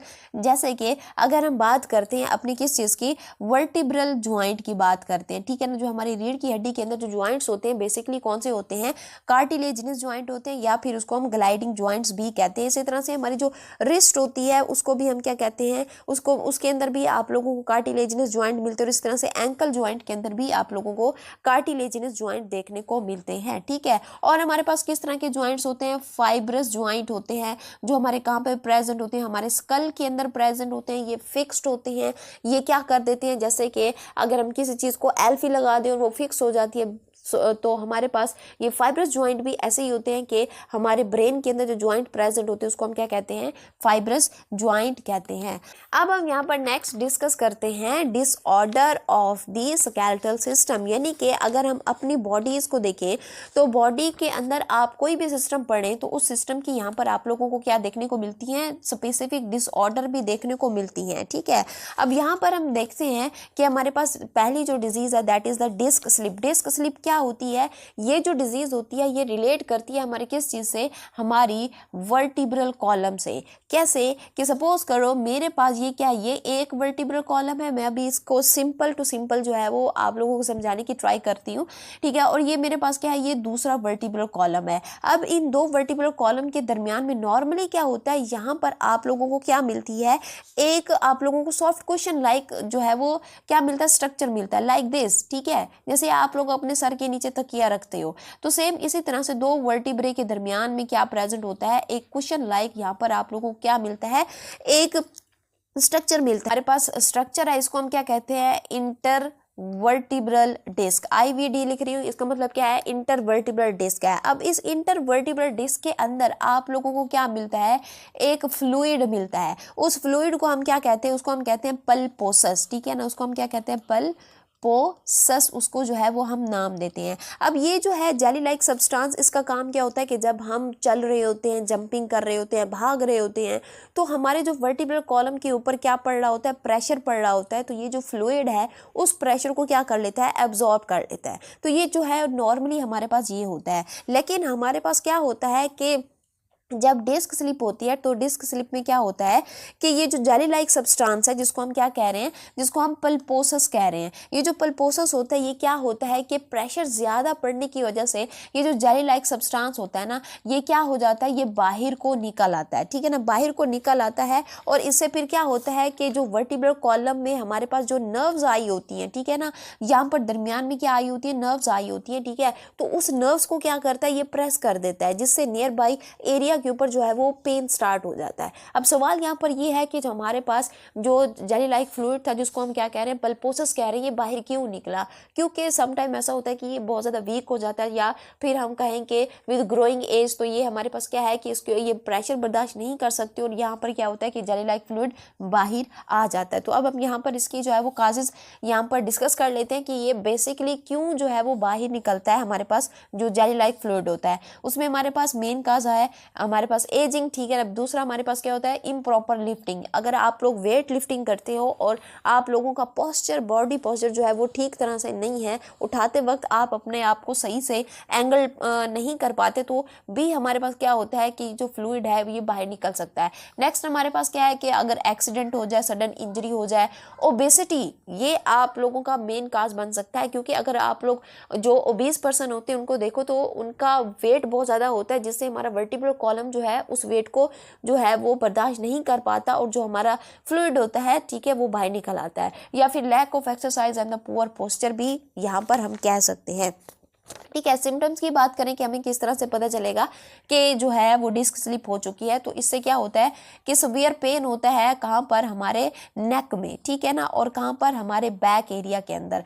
अच्छा, नेक्स्ट यहाँ पर पेन जो है वो स्प्रेड करता है to arm and the neck, क्योंकि ये जो है वर्टिब्रल कॉलम पे आप लोगों को जो है वो देखने को मिलेगा। तो ये पेन ऊपर की तरफ आता है, हमारे बाजू में भी और हमारे नेक में भी आता है, ठीक है ना। इसी तरह से क्या होगी, नम्बनेस होगी। नम्बनेस को अगर हम यहाँ पर देखें, नम्बनेस का मतलब क्या होता है कि यहाँ पर जो है वो सुन्न हो जाएंगे, और यहाँ पर टिंगलिंग भी होगी, यानी कि यहाँ पर झुंझुनी सी भी होगी, और मसल भी वीक हो जाएंगे, और यहाँ पर डिफिकल्टी होगी किस चीज़ में, वॉकिंग में एंड बेंडिंग में। तो ये है मेरे पास क्या चीज़, डिस्क स्लिप के ये इस तरह से होती है। नेक्स्ट हम यहाँ पर ये जो आप लोग यहाँ पर डायग्राम भी देख सकते हो कि ये देखें, इस वाले डायग्राम के अंदर देखिए कि ये जो मेरे पास है ब्लू कलर में, ये बेसिकली क्या है, ये मेरे पास है जी क्या चीज़, जो इंटरवर्टिब्रल डिस्क, या जिसको हम क्या कहते हैं, हर्निएटेड डिस्क भी कहते हैं, ठीक है ना। अब यहाँ पर देखिए कि इसके ऊपर प्रेशर पड़ा, तो इसके अंदर जो लिक्विड था वो बाहर आ गया, और यहाँ से ये देखो कि ये जो नर्व गुजर रही है, तो इसके ऊपर क्या पड़ रहा है, प्रेशर पड़ रहा है, जिसकी वजह से ये क्या हो गई है, प्रेस हो गई है।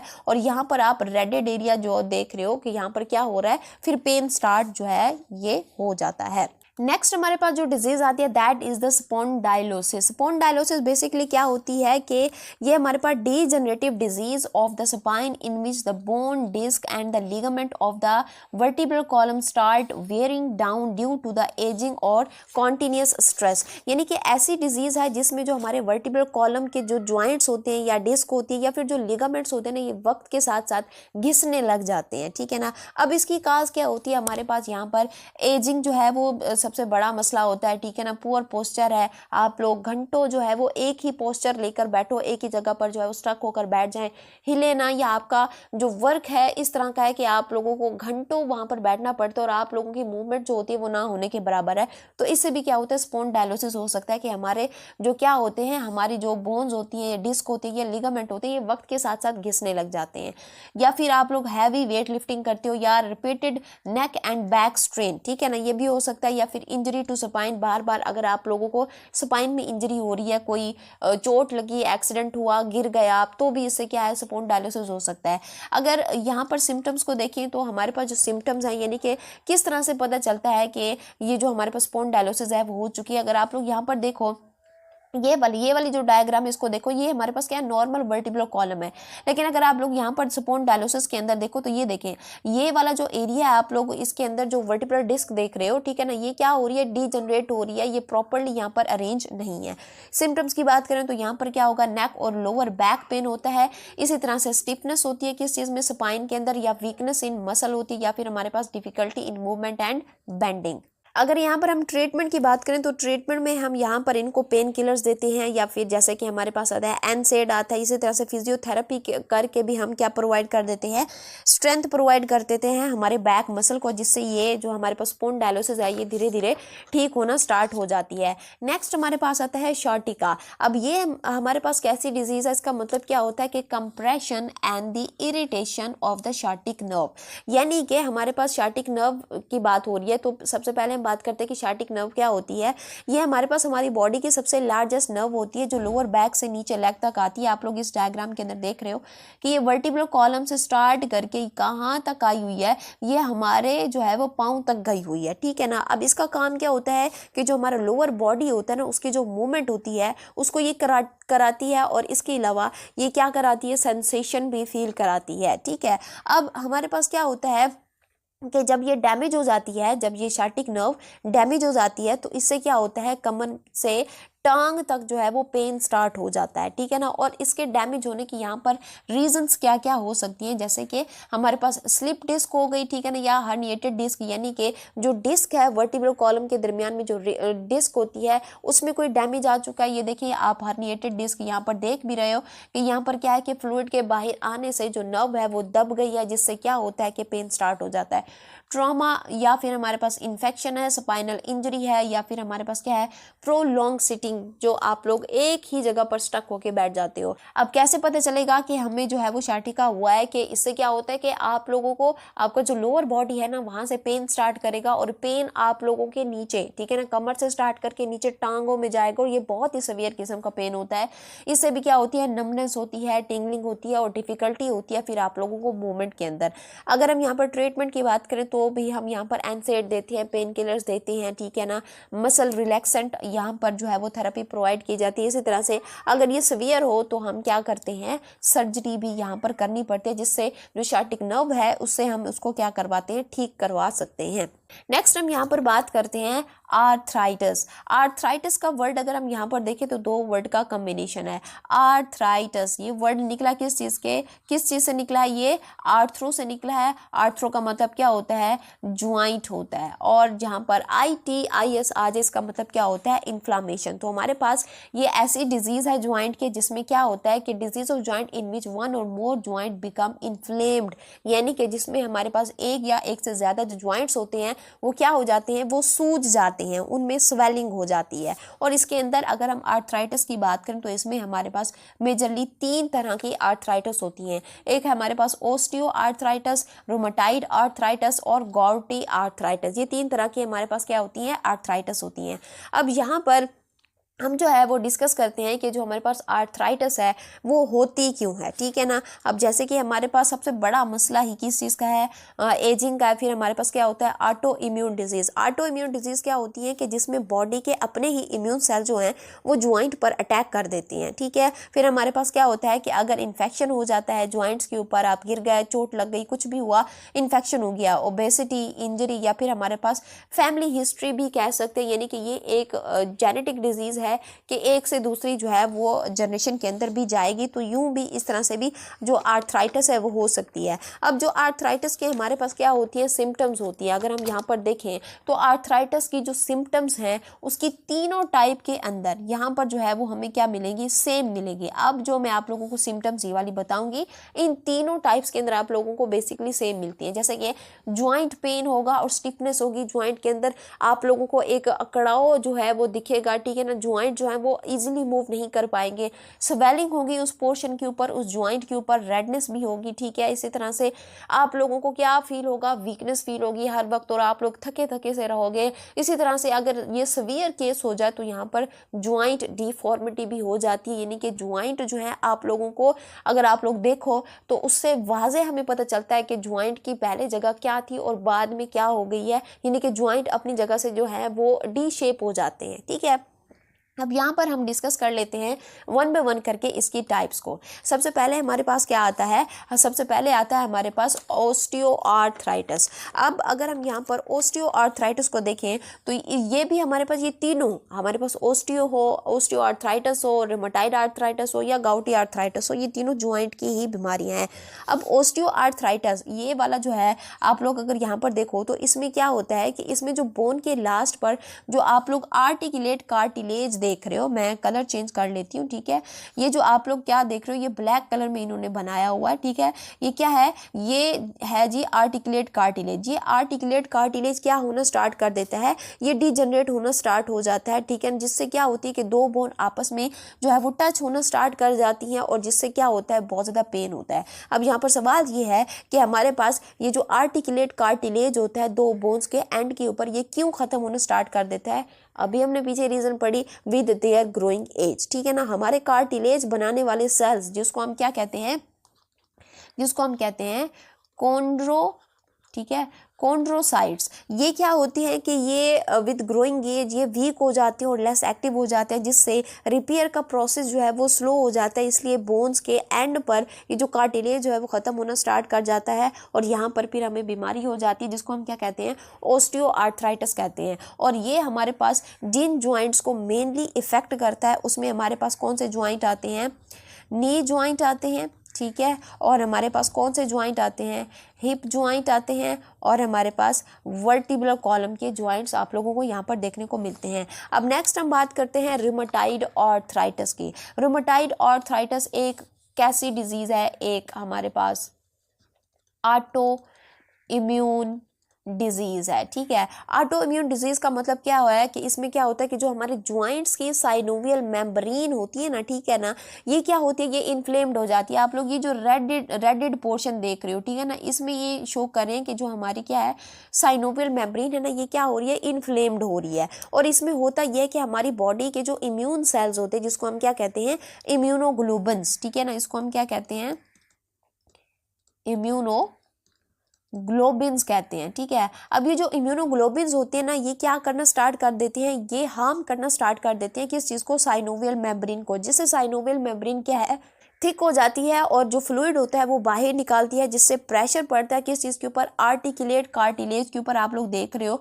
जिससे आर्टिकुलेट कार्टिलेज को जो है वो धक्का लगता है, जिससे वो इरोड होना स्टार्ट कर जाते हैं और जिससे जो ज्वाइंट्स का हमारे पास कार्टिलेज है वो ख़त्म होना शुरू हो जाता है और वो आपस में मिल जाते हैं। और यहाँ पर देखिए कि ये क्या है कि ये देखिए ये साइनोवियल मेम्ब्रेन भी क्या हो रही है, ख़त्म हो रही है और दो ज्वाइंट्स आपस में जो है बहुत करीब आ रहे हैं और ये दोनों फिर क्या होता है कि ये दोनों एक दूसरे के साथ टच हो जाते हैं और ये इमूवेबल हो जाते हैं, ठीक है। अब यहाँ पर हमारे पास ये जो रूमेटाइड आर्थराइटिस है ये कहाँ पर मेनली हो सकती है, जैसे कि हमारी कहाँ पर, रिस्ट एरिया के ऊपर, और आप लोगों के जो हैंड्स के ज्वाइंट्स होते हैं यहाँ पर आप लोगों को ये जो रूमेटाइड आर्थराइटिस है देखने को मिलता है, ठीक है ना। अब इसकी काज क्या है, हमारे पास एज है या फिर हम कहें कि accumulation of the acid, uric acid, ठीक है, यहाँ पर अकामुलेशन, ठीक है, अकामुलेशन ऑफ यूरिक एसिड की वजह से भी यहाँ पर क्या है कि ये बीमारी हो सकती है। नेक्स्ट हमारे पास आता है गाउटी आर्थराइटिस। गाउटी आर्थराइटिस को देखो तो ये भी क्या है कि ये भी जॉइंट्स की ही डिजीज़ है। आप लोग यहाँ पर डायग्राम में देखो कि हमारे पास ये एक ऐसी कंडीशन होती है कि जिसमें जो जॉइंट्स होते हैं उसके अंदर आप लोगों को यहाँ पर क्या देखने को मिलता है, यूरिक एसिड यहाँ पर जो है वो भर जाता है। क्यों भर जाता है? क्योंकि यूरिक एसिड ने बॉडी से बाहर जाना होता है, लेकिन हमारा किडनी यूरिक एसिड को बॉडी में बाहर भेजने की बजाय वो बाहर ही नहीं भेजता, और इससे क्या होता है कि यूरिक एसिड बॉडी के अंदर जमा रहता है और फिर ये हमारे जॉइंट्स को जो है वो इफेक्ट करता है, उसके अंदर आकर यहाँ पर डिपॉजिट हो जाता है। और ये जो है मेनली हमारे किन एरियाज़ को जो है वो डिफेक्ट करता है, जैसे कि हमारा बिग टो है, ठीक है, इसी तरह से हमारा जो रिस्ट का एरिया है, ठीक है, इसी तरह से हमारी जो फिंगर्स होती हैं, ठीक है, तो ये जो है हमारे पास इनको जो है वो इफ़ेक्ट कर सकता है। ठीक है, ये मेनली किस वजह से हो रहा है? यूरिक एसिड की अकामुलेशन की वजह से हो रहा है। नेक्स्ट हमारे पास आता है जी ओस्टियोप्रोसिस। ठीक है, ओस्टियो वर्ड निकला है हमारे पास किस चीज़ से? ओस्टियोन से, ठीक है ना। और प्रोसेस का मतलब क्या होता है? प्रोसेस का मतलब होता है पोर्स। ठीक है, अब यहाँ पर देखिए कि ओस्टियोप्रोसिस का मतलब क्या है कि bone disease in which bone density and quality decrease making the bone fragile और द पोरस। इसमें हमारे पास क्या है कि इसमें अगर देखो तो इसमें जो बोन की डेंसिटी है या भारीपन है, अगर आप लोग इस डायग्राम के अंदर देखो तो इसके अंदर बोन के अंदर जो पोर है ना बहुत ही कम है। यहाँ पर ये क्या है कि ये आप इसके अंदर आप लोगों को भारीपन दिखेगा, लेकिन अगर किसी को ओस्टियोप्रोसिस हो गया तो उसके अंदर आप लोगों को ये जो सेकंड वाला आप लोग यहाँ पर डायग्राम देखो तो उसके अंदर आप लोगों को बहुत ज़्यादा पोर्स मिलते हैं, वो थिन हो जाती है, उसकी डेंसिटी कम हो जाती है और वहाँ पर आप लोगों को बार बार फ्रैक्चर होने का भी खदशा होता है। ठीक है, तो ये मेरे पास क्या है? ओस्टियोप्रोसिस ऐसी बीमारी जिसमें जो बोन्स होती हैं उसके अंदर आप लोगों को पोर्स जो है वो ज़्यादा हो जाते हैं, पोर्स देखने को मिलते हैं। अब ये होता क्यों है? एजिंग के साथ ये रिलेटेड है, हार्मोनल चेंज हो जाते हैं। हार्मोनल चेंज बोलें तो ये ज़्यादातर आप लोगों को फीमेल्स के अंदर देखने को मिलती है। कब? जब उनका मेंस्ट्रुअल साइकिल जो है वो स्टॉप हो जाता है तो उससे फीमेल में एक हार्मोन है जिसको हम क्या कहते हैं? ओस्ट्रोजन, वो बढ़ जाता है, जिससे क्या होती है कि जो बोन्स होती हैं वो पोरस हो जाती हैं।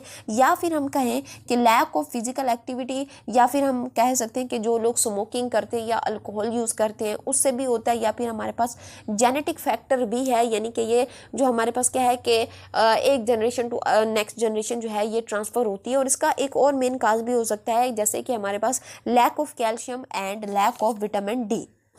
ठीक है, अब यहाँ पर हम डिस्कस करते हैं कि हमारे पास क्या है कि किस तरह से पता चलेगा कि ओस्टियोप्रोसिस हुआ है। इससे क्या होता है कि बार बार आप लोगों को बोन फ्रैक्चर होंगे और इससे क्या होगा? बैक पेन आप लोगों को स्टार्ट होगा। ठीक है ना, इसी तरह से आप लोगों का वेट भी गिर सकता है और जब आप लोग बेंड करोगे तो आप लोगों का जो बैक है वो भी ज़्यादा प्रॉब्लम करेगा। और ये ज़्यादातर आप लोगों को बोन जो हमारा वर्टिब्रल कॉलम है वहाँ पर आप लोगों को देखने को मिलती है।